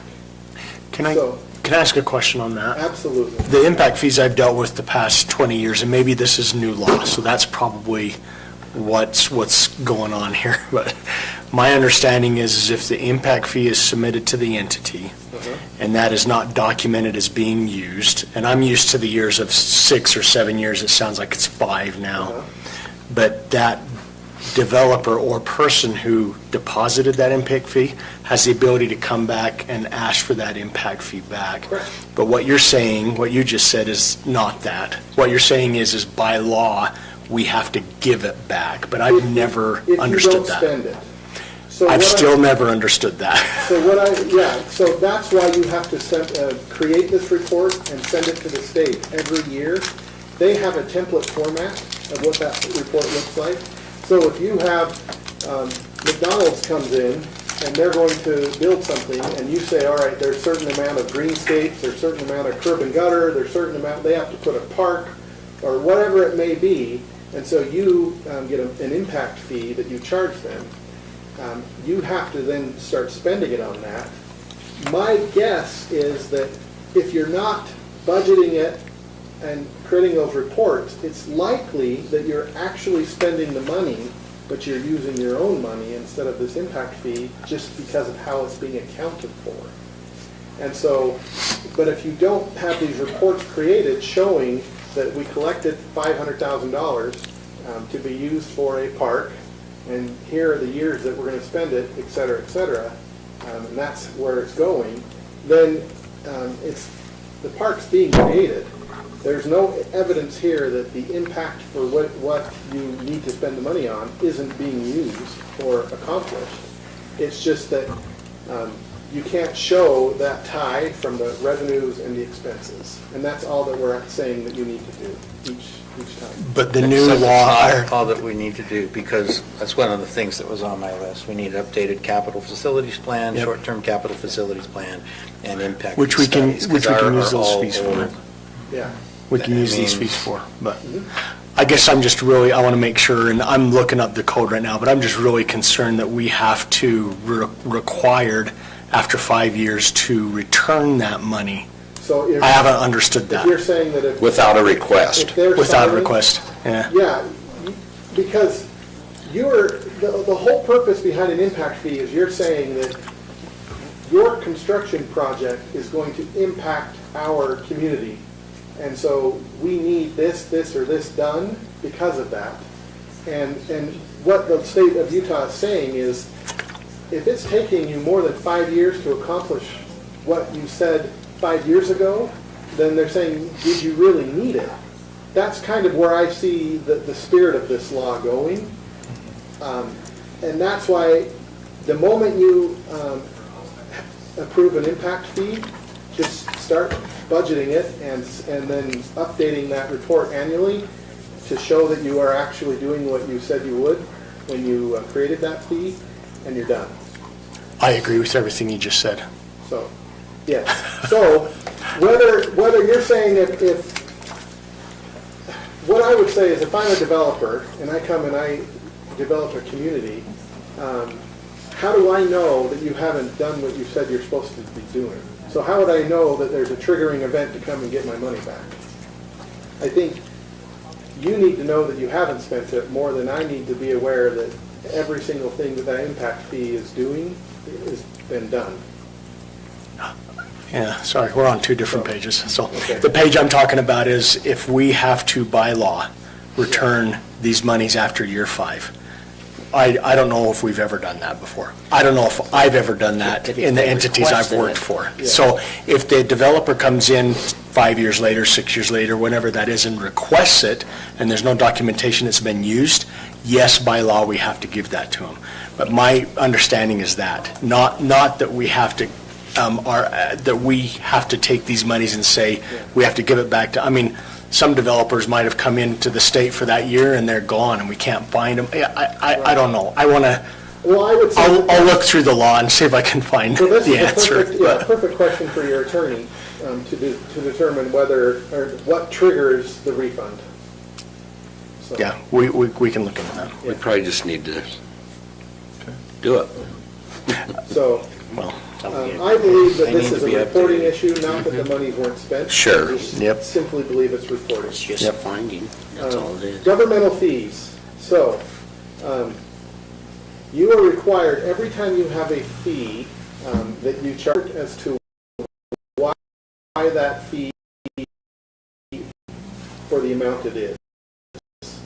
So, for instance, fee, you're going to say it's a $50, you have to, if you're complying with the regulations over the fee.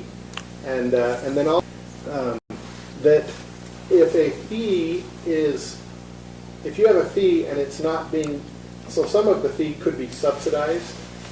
The concern is that there are too many entities that are, it's easier to create a fee than it is a tax. And so the state is concerned is that you will create a fee to address what a tax should. And so if it's not well supported, and then you are either overcharging a fee or you're charging a fee where it should be a tax. And so what it shows here is that we just noted that there was not adequate support for the fees collected.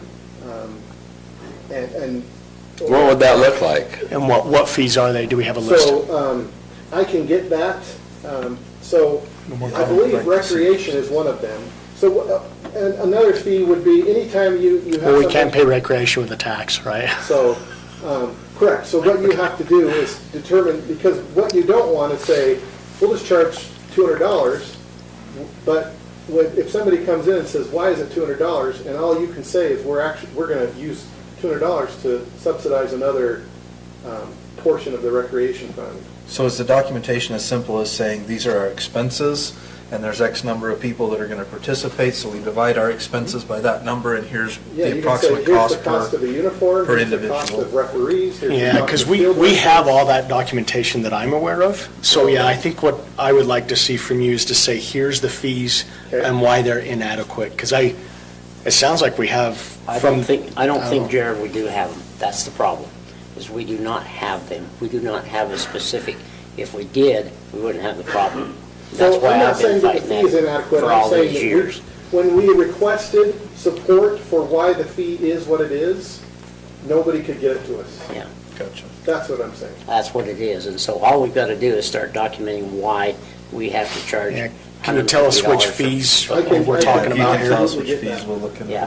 those. Yeah, because it says it repeated from 21, so it'd be nice to, 21 is the first year that the state auditor required it. So, so yes, I can absolutely get those. And it's just governmental fees, it's not non-governmental fees.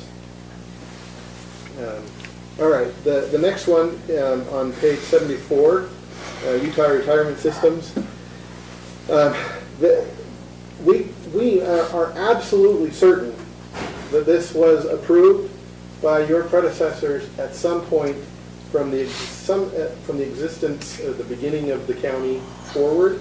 Nobody can provide this that says that the employee required contributions that are being paid for by the county, that is a document that we have to pull up and see that you've approved that. That you are saying, we are going to pay that on behalf of the employee. And nobody can provide that to us. So what we're saying is, do it again. That's it. So that's all we've got to do is That's all put you it gotta next do. time maybe and have that. yeah, that sheet. can I ask another thing? And I actually love auditors because it gets us to be in a better place. I actually love audits.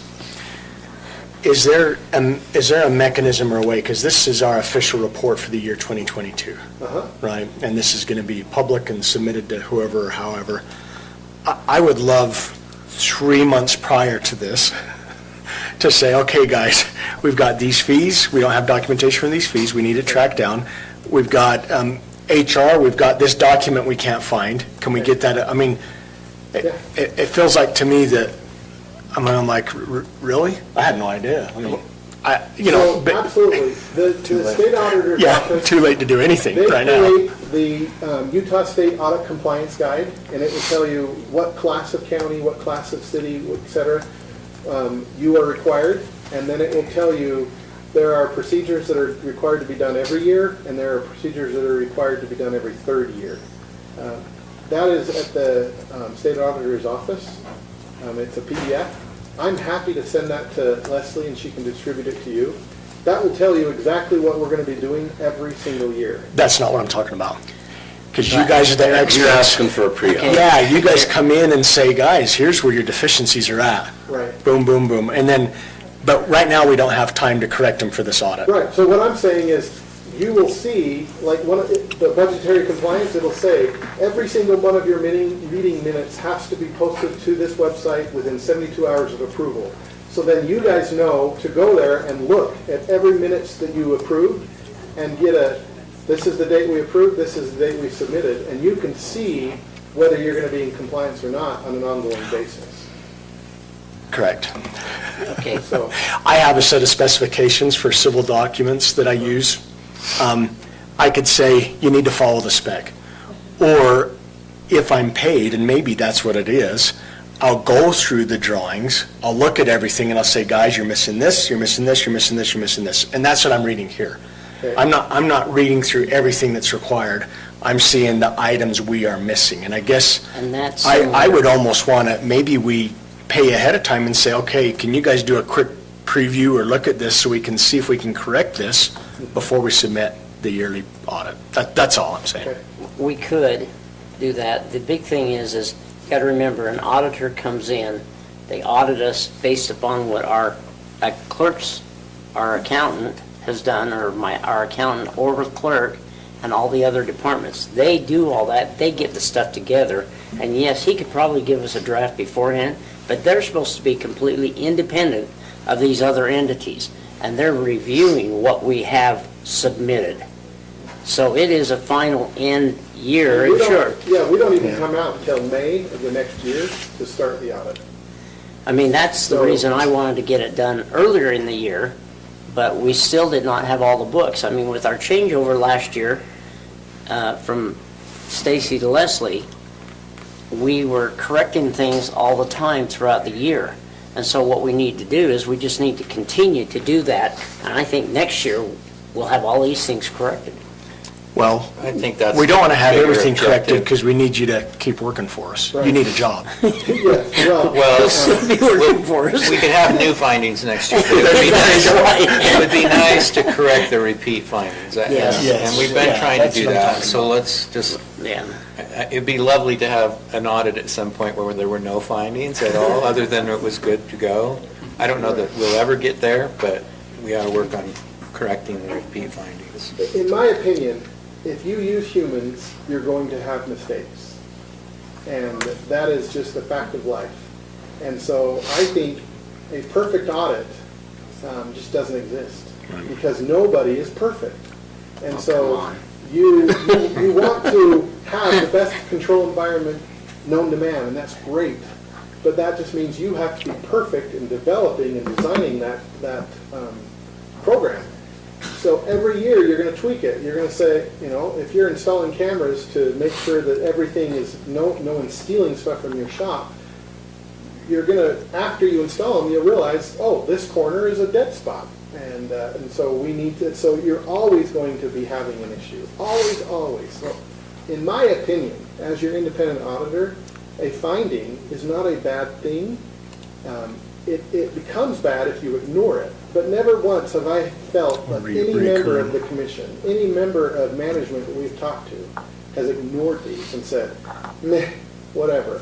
That attitude just does not exist.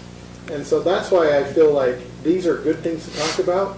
I think Commissioner Anderson is absolutely right. Having a good audit is a good thing because it helps you know where the vulnerabilities of the county are and how to make them better. And sometimes when you put your finger in one hole, more water gushes out in another place, and so you're always just fixing it. And that's how I see that here. None of these findings are major. I just don't. Yeah. So you didn't put your meetings in a public meeting website depository. Instead of 3 days, it was 5 days. So we have to write you up. The world isn't ending, and that's not a bad thing. The minutes are here. Anybody could walk in right now and get them and read them, but we have to report them because the state of Utah says whether it's 1 or 100, the finding is the same. So that's why. And the final one, fund balance, 75 on page 75.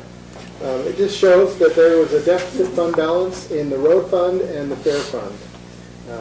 It is against the law to have a deficit fund balance or a negative fund balance in any fund of any entity inside the state of Utah, governmental entity.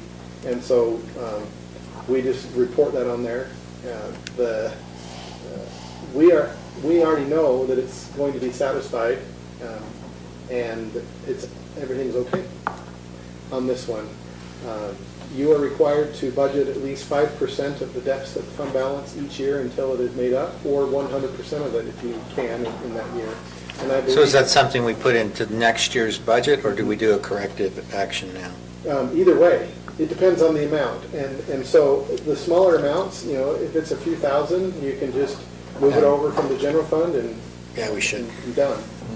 And so it is interesting, even though it's against the law, there are sometimes that generally accepted accounting principles require us to put it into a deficit fund balance because of how we're recording a transaction.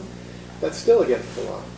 And so we have to report that, even though we're saying it will not change until this transaction changes. So after having spent the last 15, 20 minutes on these findings, I want to go back and say, I believe that the personnel inside the county strive to do the best that they can. They are fiscally responsible. They understand that the funds that they have to spend are important, and they want to minimize and only spend it in areas where they should be. I believe that your managers do the best that they can.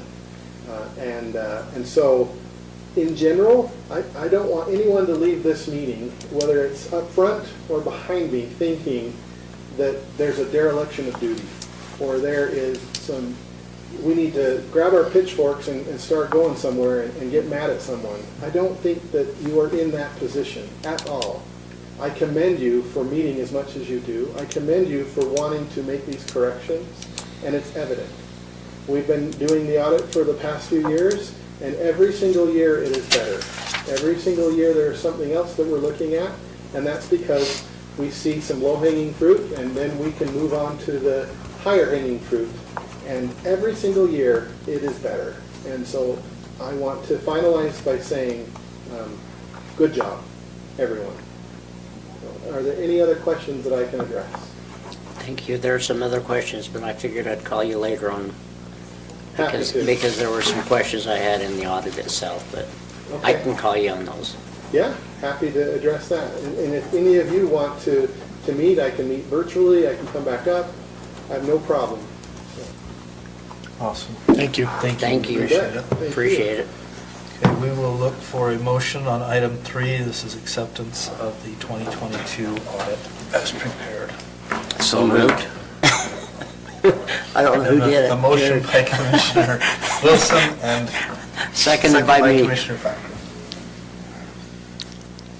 Thank you. All those in favor? Aye. Any Thank you opposed? very much. Thank you. Okay, motion passes. Okay. Is this Jeremy? Jeremy, you're up. This is item number 4 for those who are following along here. Discussion decision coming from our planning department, request regarding Shortfield Landings final plat.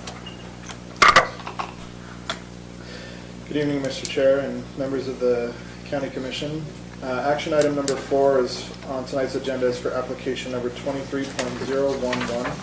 This is the Shortfield Landings final plat, where Expert Enterprises LLC requests final plat approval for the Shortfield Landings project, which would create 14 condominium units along with 4 convertible spaces located at the parcel of serial numbers located in your staff report, and is generally located at 4032 West 5800 North in Mountain Green. You've seen the preliminary plat here recently, I think back in May, where we saw the consolidation of the 2 lots into one. This is about the consolidation, or about the condominiumization, the condominiumization has happened previously in that preliminary plat. But this is about the 1 acre lot located actually at 4032 West 5800 North. The CUP for the storage units was granted previously back in about April. Staff has reviewed this final plat and finds that it meets all minimum code requirements. There are no fire comments or engineering comments. There was a list of comments from our county surveyor. A lot of those have actually been addressed, and so staff recommends this final plat be approved, as a lot of those minor changes from the surveyor for the Mylar can be made before recordation. Staff, again, is recommending approval. Recommendation from the planning commission is unanimous with all members present back in the June 22 meeting. I, along with Josh, can answer any questions you may have, and the applicant is in the audience tonight. Thank you. Question I have, I thought we had requested, and I don't understand this, Robert, you might, I mean, you could maybe explain it, but why do we have to have 2 different parcel numbers and serial numbers? Are you talking about on the existing notification?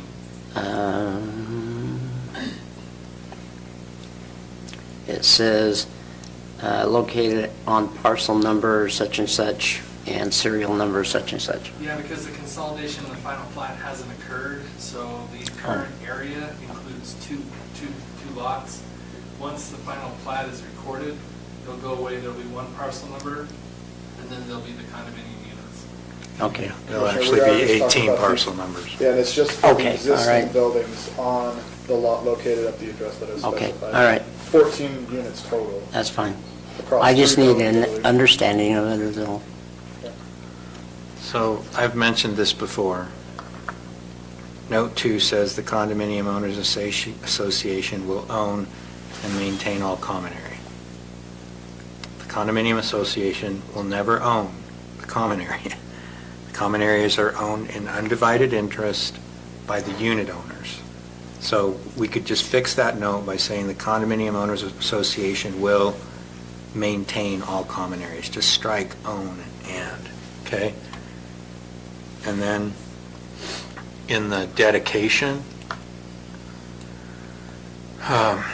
you've got a similar concept. I don't know what exactly is meant by dedicated to. You typically dedicate to a public entity, but it says all common area to be dedicated to the Shortfield Landings Condominium Owners Association. So it should say convey. Well, but again, you're not conveying it to them. Right. You convey the units and they come with an undivided interest in the common area. So the association simply maintains it for the benefit of the owners. They don't own it in fee. The owners own it. So we could say,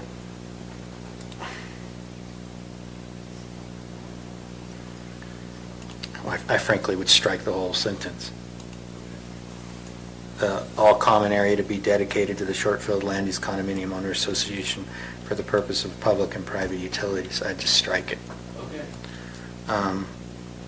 Let me just look in your other note to see if you've got something for the utilities.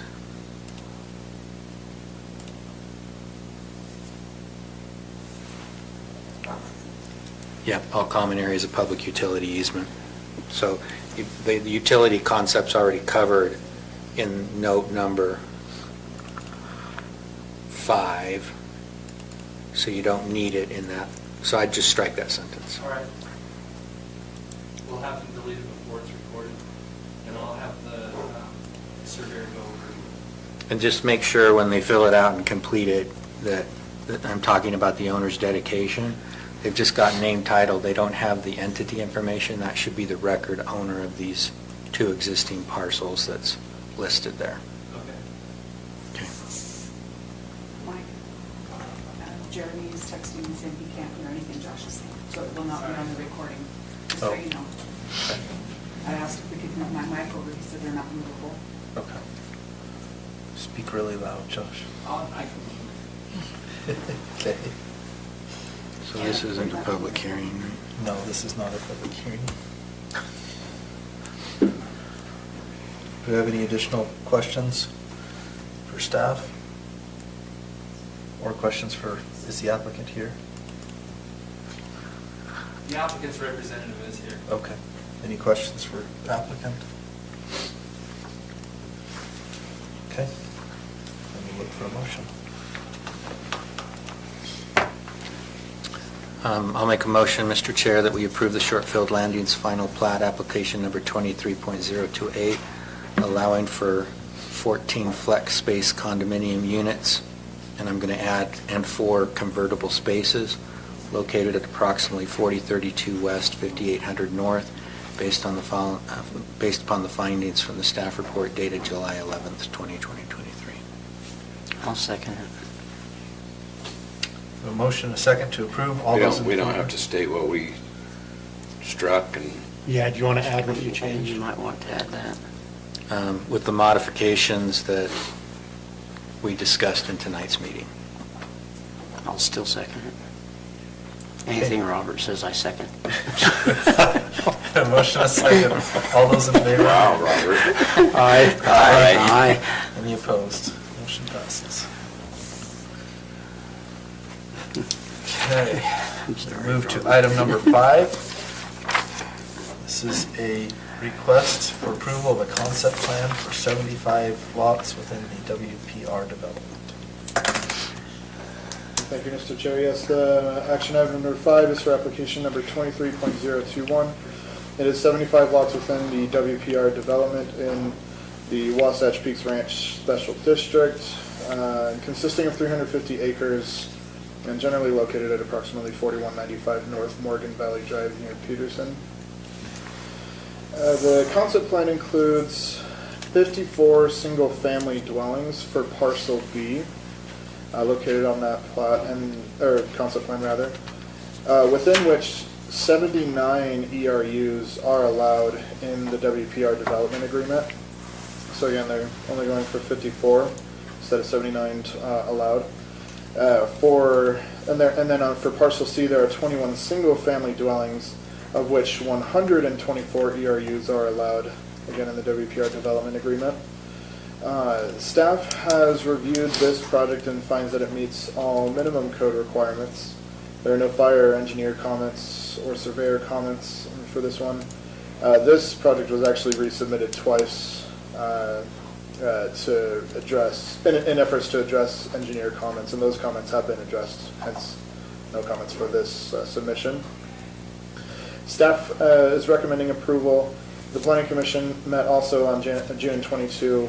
The vote to recommend approval to this commission was unanimous, with member Miller absent for that vote. The applicant, both of them are in the audience tonight, and can answer any questions you have. Thank you. Thank you, Jeremy. So we had a discussion about this with respect to the last plat approval, and I went back and looked at the motion that I made, and I think it wasn't as clear as I wanted it to be.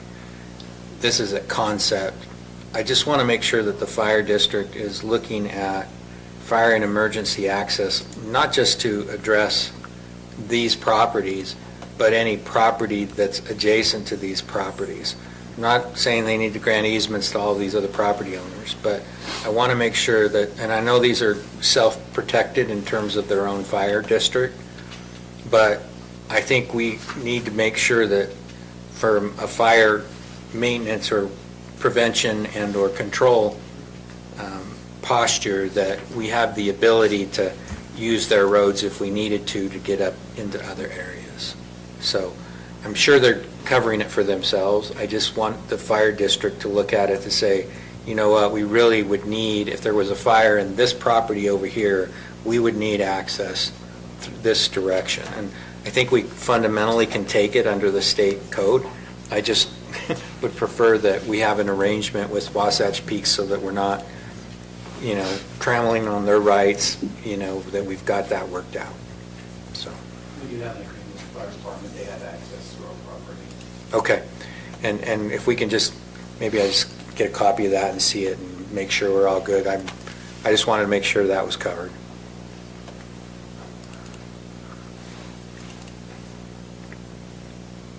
Other questions for the applicant?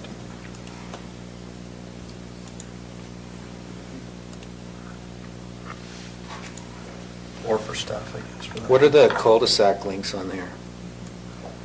Is the fire district looking at the cul-de-sac links on these? For the concept plan, they haven't looked at that. Okay. I can't. I don't think that this shows the distances, but let's see, that one connects and comes back. There's only one that looks like it's Yeah, that one pretty in long. Concept 2, Plat 5. Yeah, That that's one pretty looks like long. that could be pretty long, so you might want to be thinking about how you could do, even, I don't know what the topography would allow you, but if you could connect up to that road in Concept 2, Plat 6, that would loop it, and you don't have, that just looks like a long cul-de-sac, so. Again, it's a fire concept that they need to look at.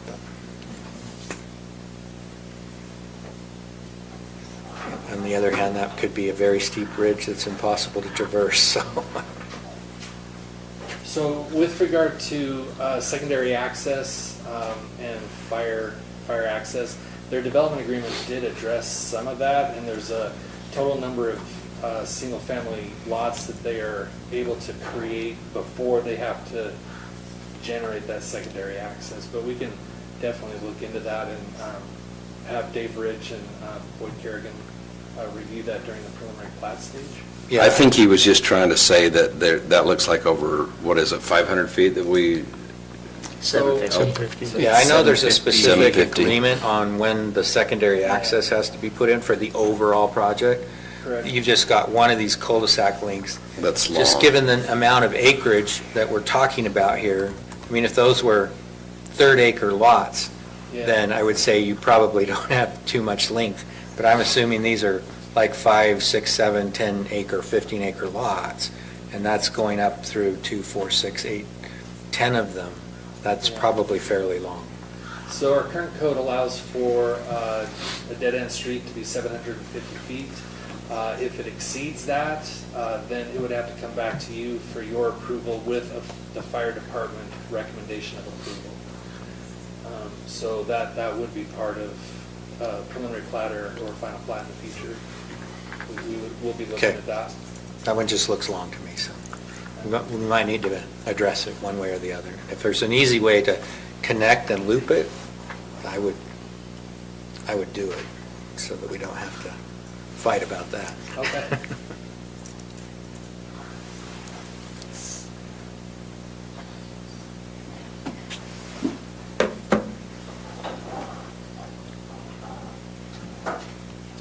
Okay. Any other questions or comments? All right. If not, we will look for a motion on item number 5.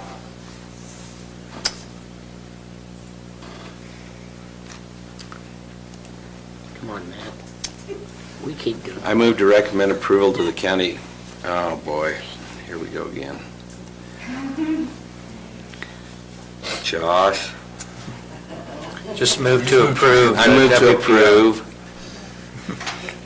WPR Concept 2, application number 23021 for 75 lots within WPR subdivision in the Wasatch Peaks Ranch Resort Special District and consisting of 315 acres generally located at approximately 4195 North Morgan Valley Drive near Peterson in unincorporated Morgan County based on the findings. Well, I don't need that either. The end. No, you do. I think we do Based need on to- the findings and with the conditions listed in the staff report dated July 11th, 2023. Second. Okay. A motion and a second. All those in favor? Aye. Any opposed? Motion passes. Thank you. Okay, we will move to item G, our public hearing. We just have one on the agenda this evening. This is a public hearing for input on a proposed master plan for trails and roads that facilitate active transportation, so bicycling, walking, OHVs, etc. And I don't know, are you planning on presenting this, Josh, or So, Jeremy? I had Julie call Blaine back from home. Yeah, you have to come over there. You better change your seat. I think we just need to drag this over there. We had Julie call Blaine Fackrell. I believe Blaine was going to, or Commissioner Fackrell was going to kind of present the plan in general.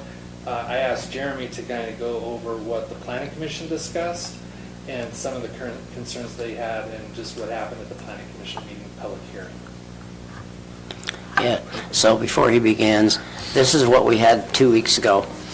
Yeah, 2 weeks ago, or 3 weeks ago, I mean.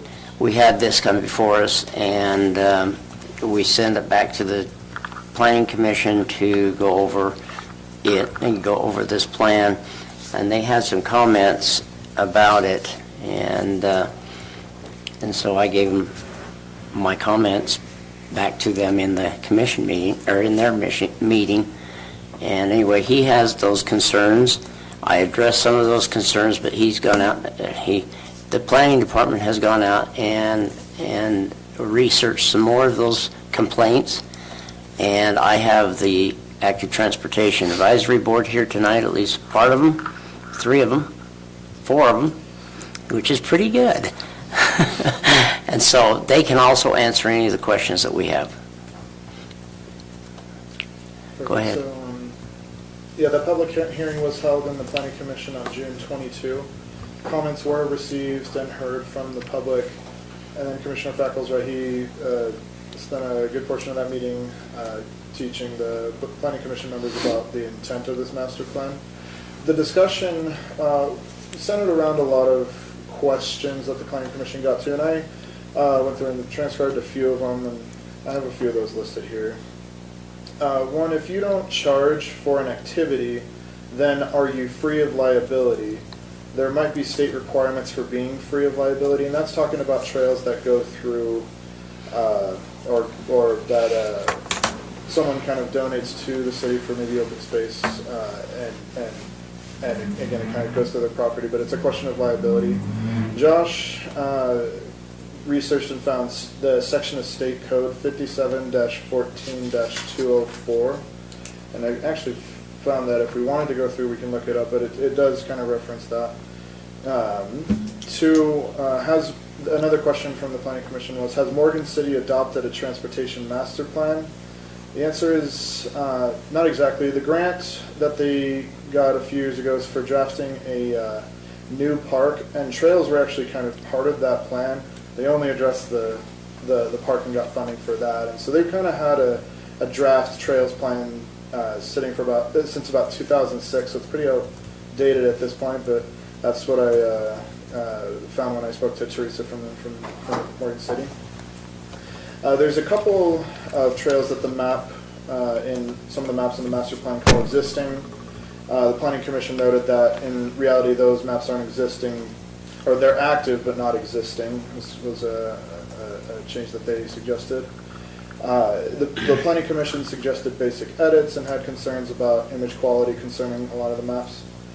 And then they wanted to see verification of whether the trails are intended to go through public property, and the Planning Commission would want notification if the concept plan for the trail, once it goes past master plan, fades into concept plan, if some of those trails go through private property. If I said public property, I mean private property. And then the Planning Commission would like to explore the idea of a toll road in relation to this master plan. Thank you. Can you explain that last comment? A toll road in connection with this master? Oh, yeah. I'll explain it. Sure. And I'll explain that. I have chair sessions here. She was a part of the Planning Commission discussion. Basically, what it was is the Planning Commission, one of the members says, I'd like to charge a toll road. I mean, have it be a toll trail. And that way anybody that gets on that trail would have to pay a toll. And you can't have that. Because then we'd have to make the whole highway system a toll. Do they have an example? Huh? Is there an example in the state? No, there isn't. Okay. There isn't. They're just saying we ought to charge them to be able to use the trail. But that's not going to happen either, because it's coming out of taxpayer dollars one way or another. If that's the case, then my recommendation would, let's have a toll road on Morgan Valley Drive. Basically, that's what it's saying. Which is a joke. You have to pay to go home? Yeah, you'd have to pay to go home. Okay, I got it. Okay, that's what it was. So the other was image quality. What's the difference between an existing and an active trail? I didn't know that I understood that comment. Are they saying there are trails that were shown as existing that don't in fact exist, but they said they're active? I didn't understand that comment. I think the general consensus was that the maps were really hard to read. They were very small. They were very pixelated. There were areas where it looked like trails overlapped. The trail lines were thick. It was hard to see exactly where in Mountain Green they were going. I think it was just the overall resolution. I personally think that they should be revisited. There should be blow-ups of certain areas of the county where maybe some areas like the Mountain Green area or Morgan City, where they actually zoom in and provide a map solely of those areas so we can kind of get a better picture. So that wasn't just the Planning Commission comment, that was something that I noted as well. I actually appreciate a general location. I think if you want to be specific, you're going to have a surface and really know exactly where that trail can and can't go. You're going to have to, if you're by a river, if there's wetlands. I mean, there's so many things that play into it, but I guess what I'm excited for is not necessarily the pixelation and where a trail is at per se, as much as this trail is on a roadway, and if we can approve this, then any future developments that come on that roadway, we can now say, hey, by the way, this is supposed to be a future trail, so we need you to put this future trail in. I don't know if I'd be as picky, because we could get in a rabbit hole if we go too far down, I think. The problem is, there's not enough detail on the map for me to tell a developer when they come in, Oh, you don't even know what road it's on. or if it's going through private property, or how far off the road. I really think for a master plan where you're planning on telling developers, hey, there's a proposed trail connection here, if you develop here, as part of the amenity package, you are gonna be expected and required to put in a trail that goes from point A to point B on your property, so that adjacent developments will then connect into that and extend it further. I think it needs to be more specific, so that as an enforcement tool, when they come into my office and want to sit down and discuss developing certain properties, it's a tool in my back pocket that I can pull out and say, just so you're aware, we do have a master plan, and it is commission policy to require this. I'm not disagreeing. So how exactly were these? I have no idea. And there might be a next step to take. I mean, you might drop this as your general trails master plan, and then as part of an update to your impact fees and your associated capital facilities plan, particularly for recreation and any kind of trails element, you would identify a particular trail that you want to start either requiring in terms of an exaction from the developer to put in as part of their project, or devote collected impact fees towards the construction of, whether it's acquisition and development and construction. And that we would get more detailed, because we would need to in terms of the capital facilities plan. Look, if they can give us higher resolution drawings, that would be great. If we want more detail out of them, I think we're going to need to spend more money on the plan. I think we've exhausted the funds that we have allocated for this. But if we want some of these things to be done in more detail, I mean, these are obviously not surveyed depictions of the trails. You know, these are just probably Google Earth images and lines drawn based upon what they were seeing on the ground and coming around. So maybe what you're talking about is important. I'm not sure that it's part of this step as much as it is might be the next. And this also, as Jared was mentioning also, if we have this master plan that's in your office for trails, that means we then can go and also start getting funding to take on a portion and get it more specific. And that way, if it's on public ground, we can build it. If it's on private ground, that has to go into your books or wherever it is that says if they want to build or develop here, they may need to put in a trail. Or as part of a planned development, they may say, you know, this is one of the things that we'd like to propose to do in connection with, you know, the way we're laying out our project and any additional density that we might receive over our base zoning under the planned development. And then it's like, we're not telling them exactly where it is on their property, but it's between point A and point B, so that it makes these connections. Yeah. And for the sake of you guys and the public, trails bring in, even though you may not think they do initially, they don't bring in money. There is an ROI in these, because with trails, people come. When people come, drop their money, and that all turns around into economic development. So we need to put this whole thing together to be able to build a complete plan for Morgan County. This is just one step. And they've worked hard on this. The committee, the advisory board has worked super hard on this. And I think in our next meeting, we're discussing exactly the points of where we're going to start and what parts of this phase we want to work on. And we're working on some safety items with UDOT right now to try to enhance these trails. We're working on maintenance, funding for these trails.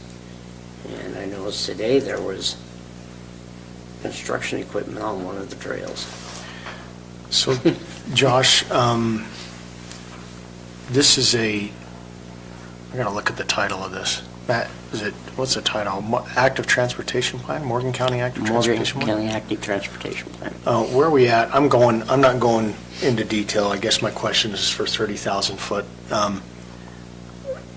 I would have loved to have approved any kind of plan 2-3 years ago when I first got on. So this has taken time, and I don't want to circumvent the process at all.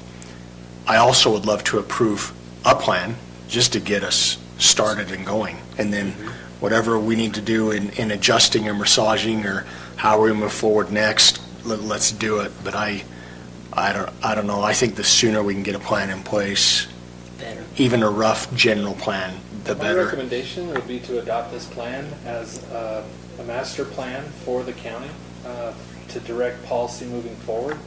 And as the general plan is updated, we include an element or we expand the circulation element to include trails, and maybe we zoom in on those areas and kind of define them more fully. Did Jeremy's comments that he went through, those were planning commissioner comments, did that also include comments from the public?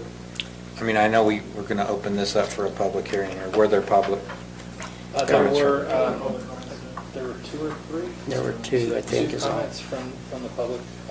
One of the individuals that made comments at the planning commission meeting is at this meeting as well. The other individual, I don't see her.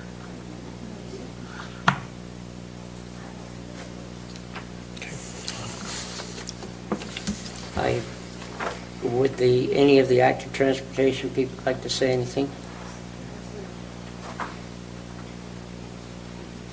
You sure, Ron?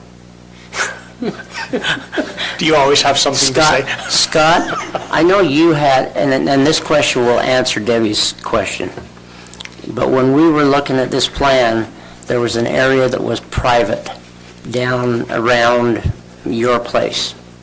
Do you want to address the private issue that we talked about and how it's going to be taken care of? That's a super broad statement. I know you just that, said. but I know that you can handle it. Yeah, I think you guys have really got to the heart of it in your discussion there of just this is a broad conceptual. It's not intended to be a taking on anyone's land or a designation of a trail or restriction on anything like that. I think that if you don't have some broad plan in place, then you're not eligible for the funding elements and those things that are out there. But I would think that those, I think Bobby, you explained the process of what that might look like very well as you have something there as that property comes to development, there's a discussion and it's looked at that point. I would maybe just, are we in public comment? No, you're in your, Okay. we're in I our will time. just address that question.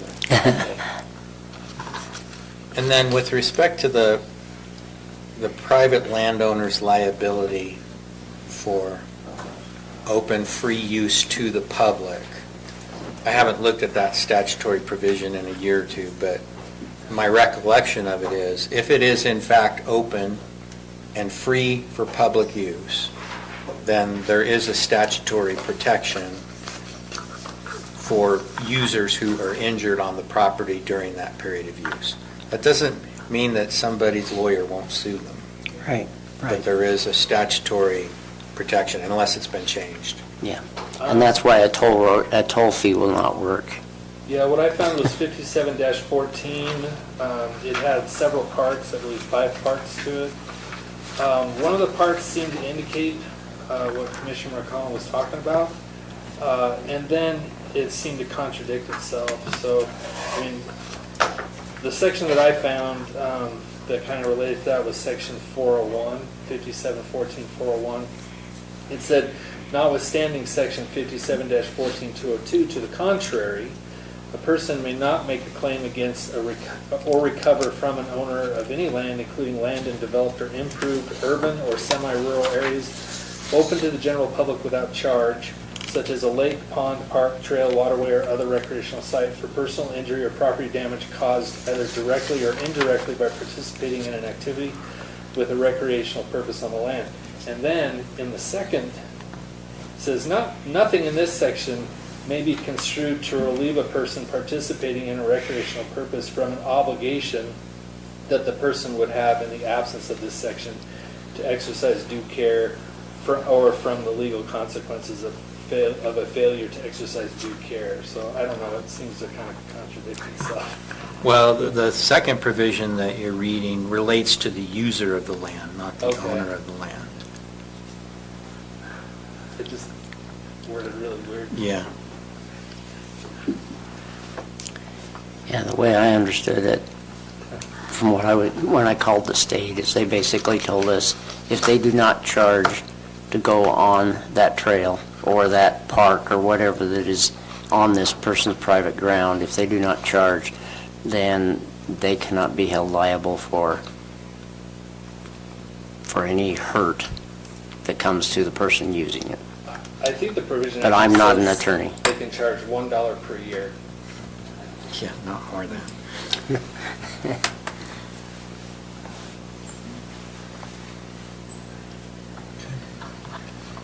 Does that address the comment or question?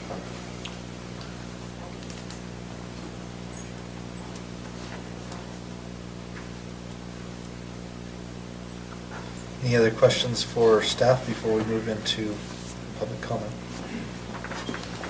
Or public hearing, excuse me.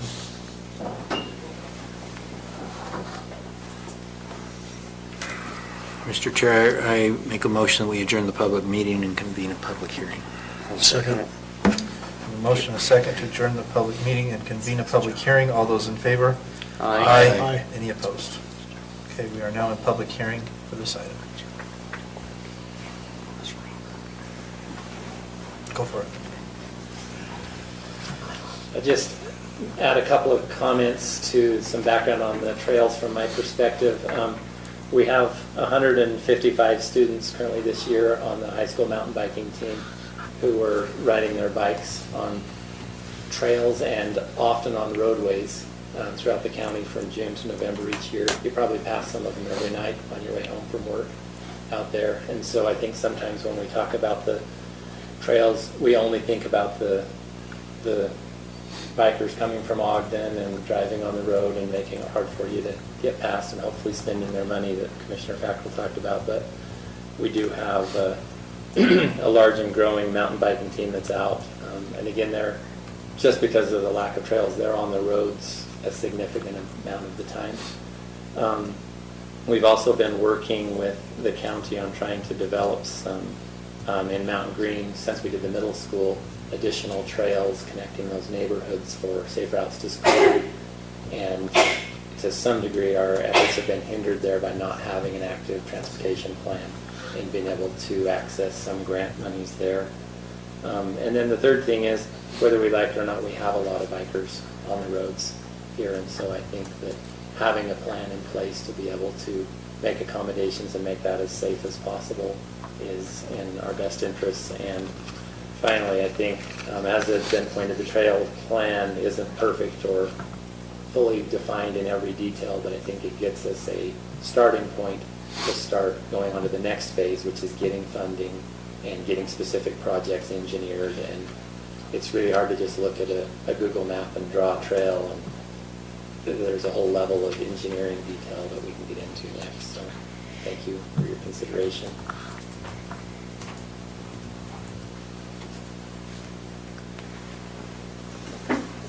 Okay, seeing no additional public comment for the public hearing, we'll look for a motion to adjourn the public hearing and reconvene the public meeting. So moved. He did it. We had a motion, do we have a second? I'll second it. Okay, I have a motion and a second. All those in favor? Aye. Any opposed? He was and I seconded it. We started at the same time. Okay, so we are back in our public meeting, again on item G, discussing the active transportation master plan. And I'll make a comment. Blaine, you know what's coming in this comment? Yeah, I know exactly what I'll it make is. So shall I answer it before you even ask it? No, I'm going to make Okay. it. I like the plan, and I think it's a good overall plan, general plan. I agree with the comments that have been made that we'll have to get more granular when we actually go to do a project. And my biggest concern with any of this comes down to the funding. And it's not the funding to build the trails, because they gave us a whole list of opportunities to build the trails. My concern is maintaining those trails. We have county-owned trails currently that are not maintained, and we haven't maintained them. We've yet to spend any money to maintain them. Cottonwood's trail system is a good example. So my biggest concern is that we get together a good plan to maintain trails into the future, because there's no point in building a trail if we can't maintain it. It'll just end up being a problem into the future. That doesn't mean that we can't do that. We just need to have a good plan for that. I personally am not a fan of using property tax dollars to do that, so I think we need to come up with some solutions that don't use the county general fund, and I think there are solutions out there. There's some sales tax solutions that would help us with that and would make sense, given that a lot of the people that we use those trails don't live in the county as well. So I think that's probably, to me, the next step is to come up with a good plan to maintain trails before we come back with a project to build another one. Okay, and I will answer that. That is coming forth after we got this thing planned. I mean, the plan accepted and approved. The next step is to bring the commission, hopefully within the next month. I will have the plan for the maintenance. Wonderful.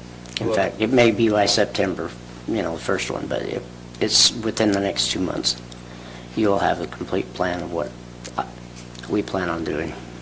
That's great. And it won't be coming from general fund. Good. And hopefully not road money either. It will come from sales tax.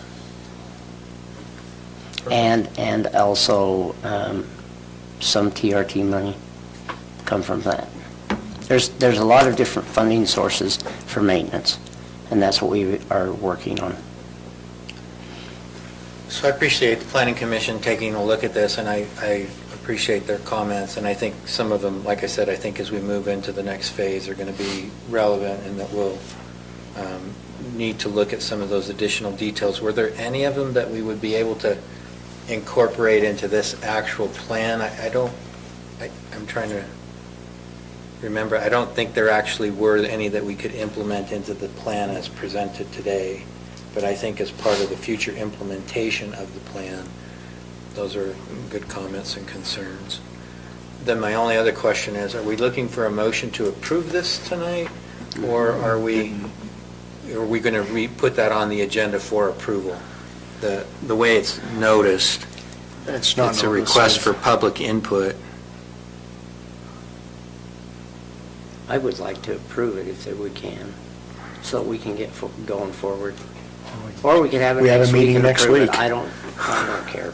I'm just thinking that we might want to notice this for approval. Yeah. I would agree. And then if there's any changes to make between now and next week, if you look at it a little deeper based on the comments tonight, then we could notice it just as a regular approval.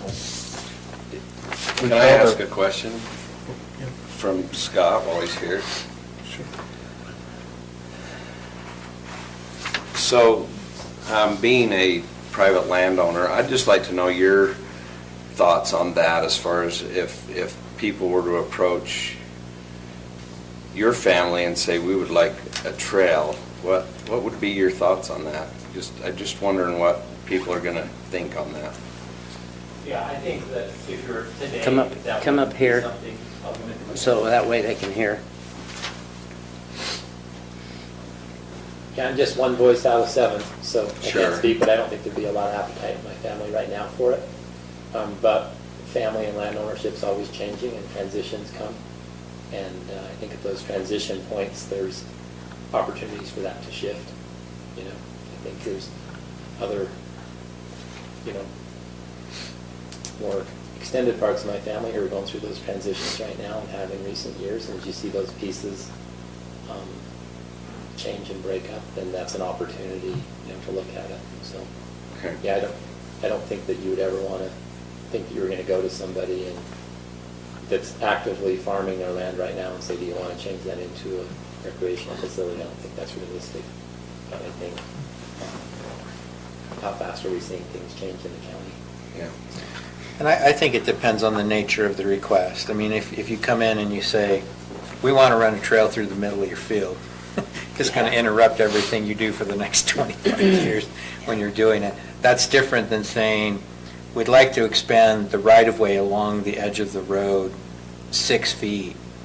Can we get your cooperation with that so that it doesn't affect your operation? And I'm not asking you to answer that question either, but the nature of the request and the location of the trail, I think, is going to affect a lot of that. And then understanding of the liabilities associated with or the lack thereof, but it's. And I would say we have other examples of the Fish and Game that's done walk-in fishermen access through private properties. Again, you guys that know my family know that's probably not a likely thing, right? But there are other landowners who have come to those agreements and have found a way to make that work in other places. So. Okay. And that's the biggest hope is that, we'll have, if there is a proposed trail somebody comes up with, it's on private ground, let's talk about it. If it's not a good trail or a good place, then fine. Those are just some things. That's all it is just a plan that if ever the opportunity came available to put that trail in there, we would like to take the advantage of it. Am I out of line to make a comment? Go ahead and let him. Yeah, that's fine. Go ahead.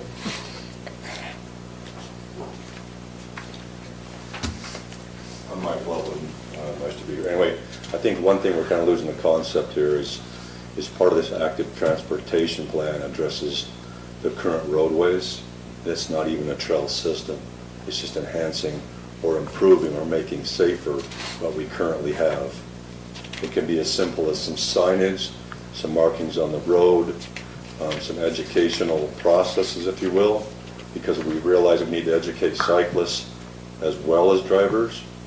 So currently we have roads being improved, State Street, roads are being developed or made better, and we're missing our opportunities to just simply add a sign or a cyclist identifier here. We're missing some of those opportunities because this active transportation plan, if you will, which hasn't been finalized and isn't perfect, has not been allowed to move forward. So simply just making what we currently have available, being Morgan Valley Drive, Old Highway, 66, 65, some of the roads that are just traveled heavily now by cyclists, to include mountain bikers, road cyclists, everybody. We currently can't make those safer, which we're trying to do. So we're starting to get too much concept, I guess, or thought put into a trail, and that's a great, and we're working on that. But it's also, more importantly, right now, at least a quick fix is the roads that we have now and making them safer for everybody. And making them more multi-user friendly. It's not just about cyclists. It's for the gal walking her children or somebody walking their horse. Or it's a multi-use safer plan to include not just the roads like we've mentioned, but parking facilities, taking the dirt spot and giving people a place to park, making different intersections safer with signage and different objects to make people more aware that are on both sides of the topic. So I think we're losing a little bit of that it's not just a trail going, a new trail going somewhere. It's what we have currently in place that we're trying to improve on as well. It's a little frustrating. The governor, he acts like he's for this a lot, but then they redo 66 all the way up there and they move the line further out to the edge of the road with no shoulder, and it was a perfect opportunity for him to put a little extra, It's a perfect there example. for a bike. Trappers Loop is another perfect example. We improved Trappers Loop just a year or so ago, and we actually made it worse for cyclists to the point now where we have to really pick our times. We try to travel that road because it's more narrow than it was before, and we've added more cars, more traffic. But as we know, we're growing as a state, and we certainly know that cycling is doing nothing but growing, and this is a great place to cycle. So we're just missing on some opportunities now that I think is important too, that just don't necessarily, again, target a trail system. If this had been in place a year ago, Highway 66 would be wider. That's what I found out talking to them. It would give us teeth. Yeah, it would have given us teeth. And we don't need 6 feet on everybody's private property. 2 feet here and 2 feet there, and a designated white line, and just some awareness and a little bit of education on both sides of the topic would go a long ways before we really get more people injured or hurt bad. So I hope that helps. Yep. Good. Thank you. Thanks. Okay. So we can't approve it then tonight?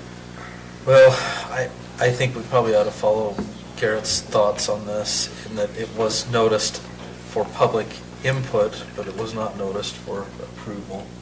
We probably ought to notice it for that, and then... Put it on the agenda for next week. Good thing we got a meeting next week. And you can notice it for approval for that. I thought we had noticed it for that. Okay. Okay. I guess that's it on that item. Any other comments before we move to commissioner comments? Okay, Commissioner McConnell. I've had a couple of weeks where I just wasn't involved in other things, but I would like to do a closed session to talk about imminent or pending litigation and character and competency of an individual. Okay.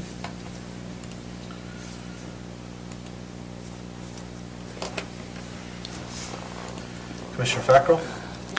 Surprisingly, I don't have anything right now.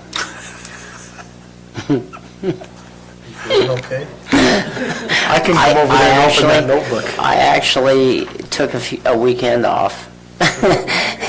And by taking that weekend off, I haven't got back into the swing yet.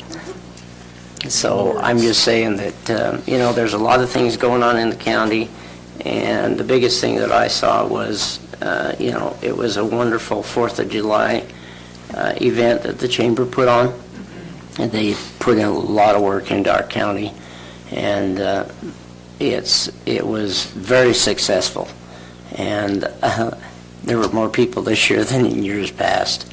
I mean, a lot more, and I hope it continues to grow. Let me just look over my notes. The River Restoration Group, right now, as soon as we get that done, they're having the grants are available, a 70-30 match. So when that happens, when we get the approval of everything that they're doing, which I understand will be in the next couple of weeks, then we'll be able to start working on those kinds of things.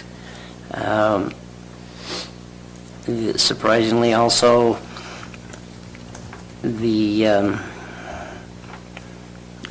there's a lot going on in that area. We need to also start looking at some STRs potentially, so that way we can, our permitting basis. The TTAB board is working on that.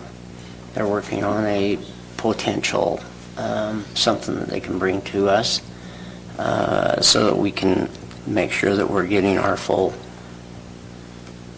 Are we revenue talking from it. land use ordinance suggestions? Yeah, and then that, it will go back to the planning commission first. So that way Josh will have Have you it. been involved in that, Josh? Not yet. Not yet, but he will be involved. Also for, I'm going to kill you if you push him next time. I should have just shut up. Are you sure? Are you feeling okay? yeah, I've got a lot of notes here, guys. Yeah, we don't want to read your notes. Yeah, I know you don't. We are We'll have a meeting that could have been an email. We're only 7 days away from another meeting. So we're going to hold off on everything else. So, Perfect. I mean, you're going to get out early. Commissioner Except for the, except for the closed We session. have a closed session. So, Commissioner Wilson. Nothing. Okay. Commissioner Anderson. I don't have anything either. Okay. And I just I already spoke about it, but the rodeo tickets go on sale tomorrow.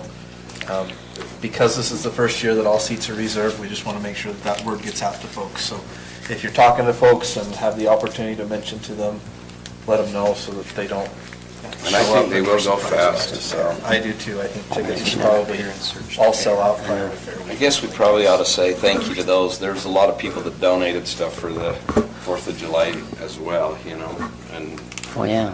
that's, absolutely. we appreciate that because that otherwise would come right out of budgets, so, thank you. Okay, perfect. With that, we'll look for a motion to adjourn the public meeting and convene a closed session for the purpose of discussing character and professional competency of an individual.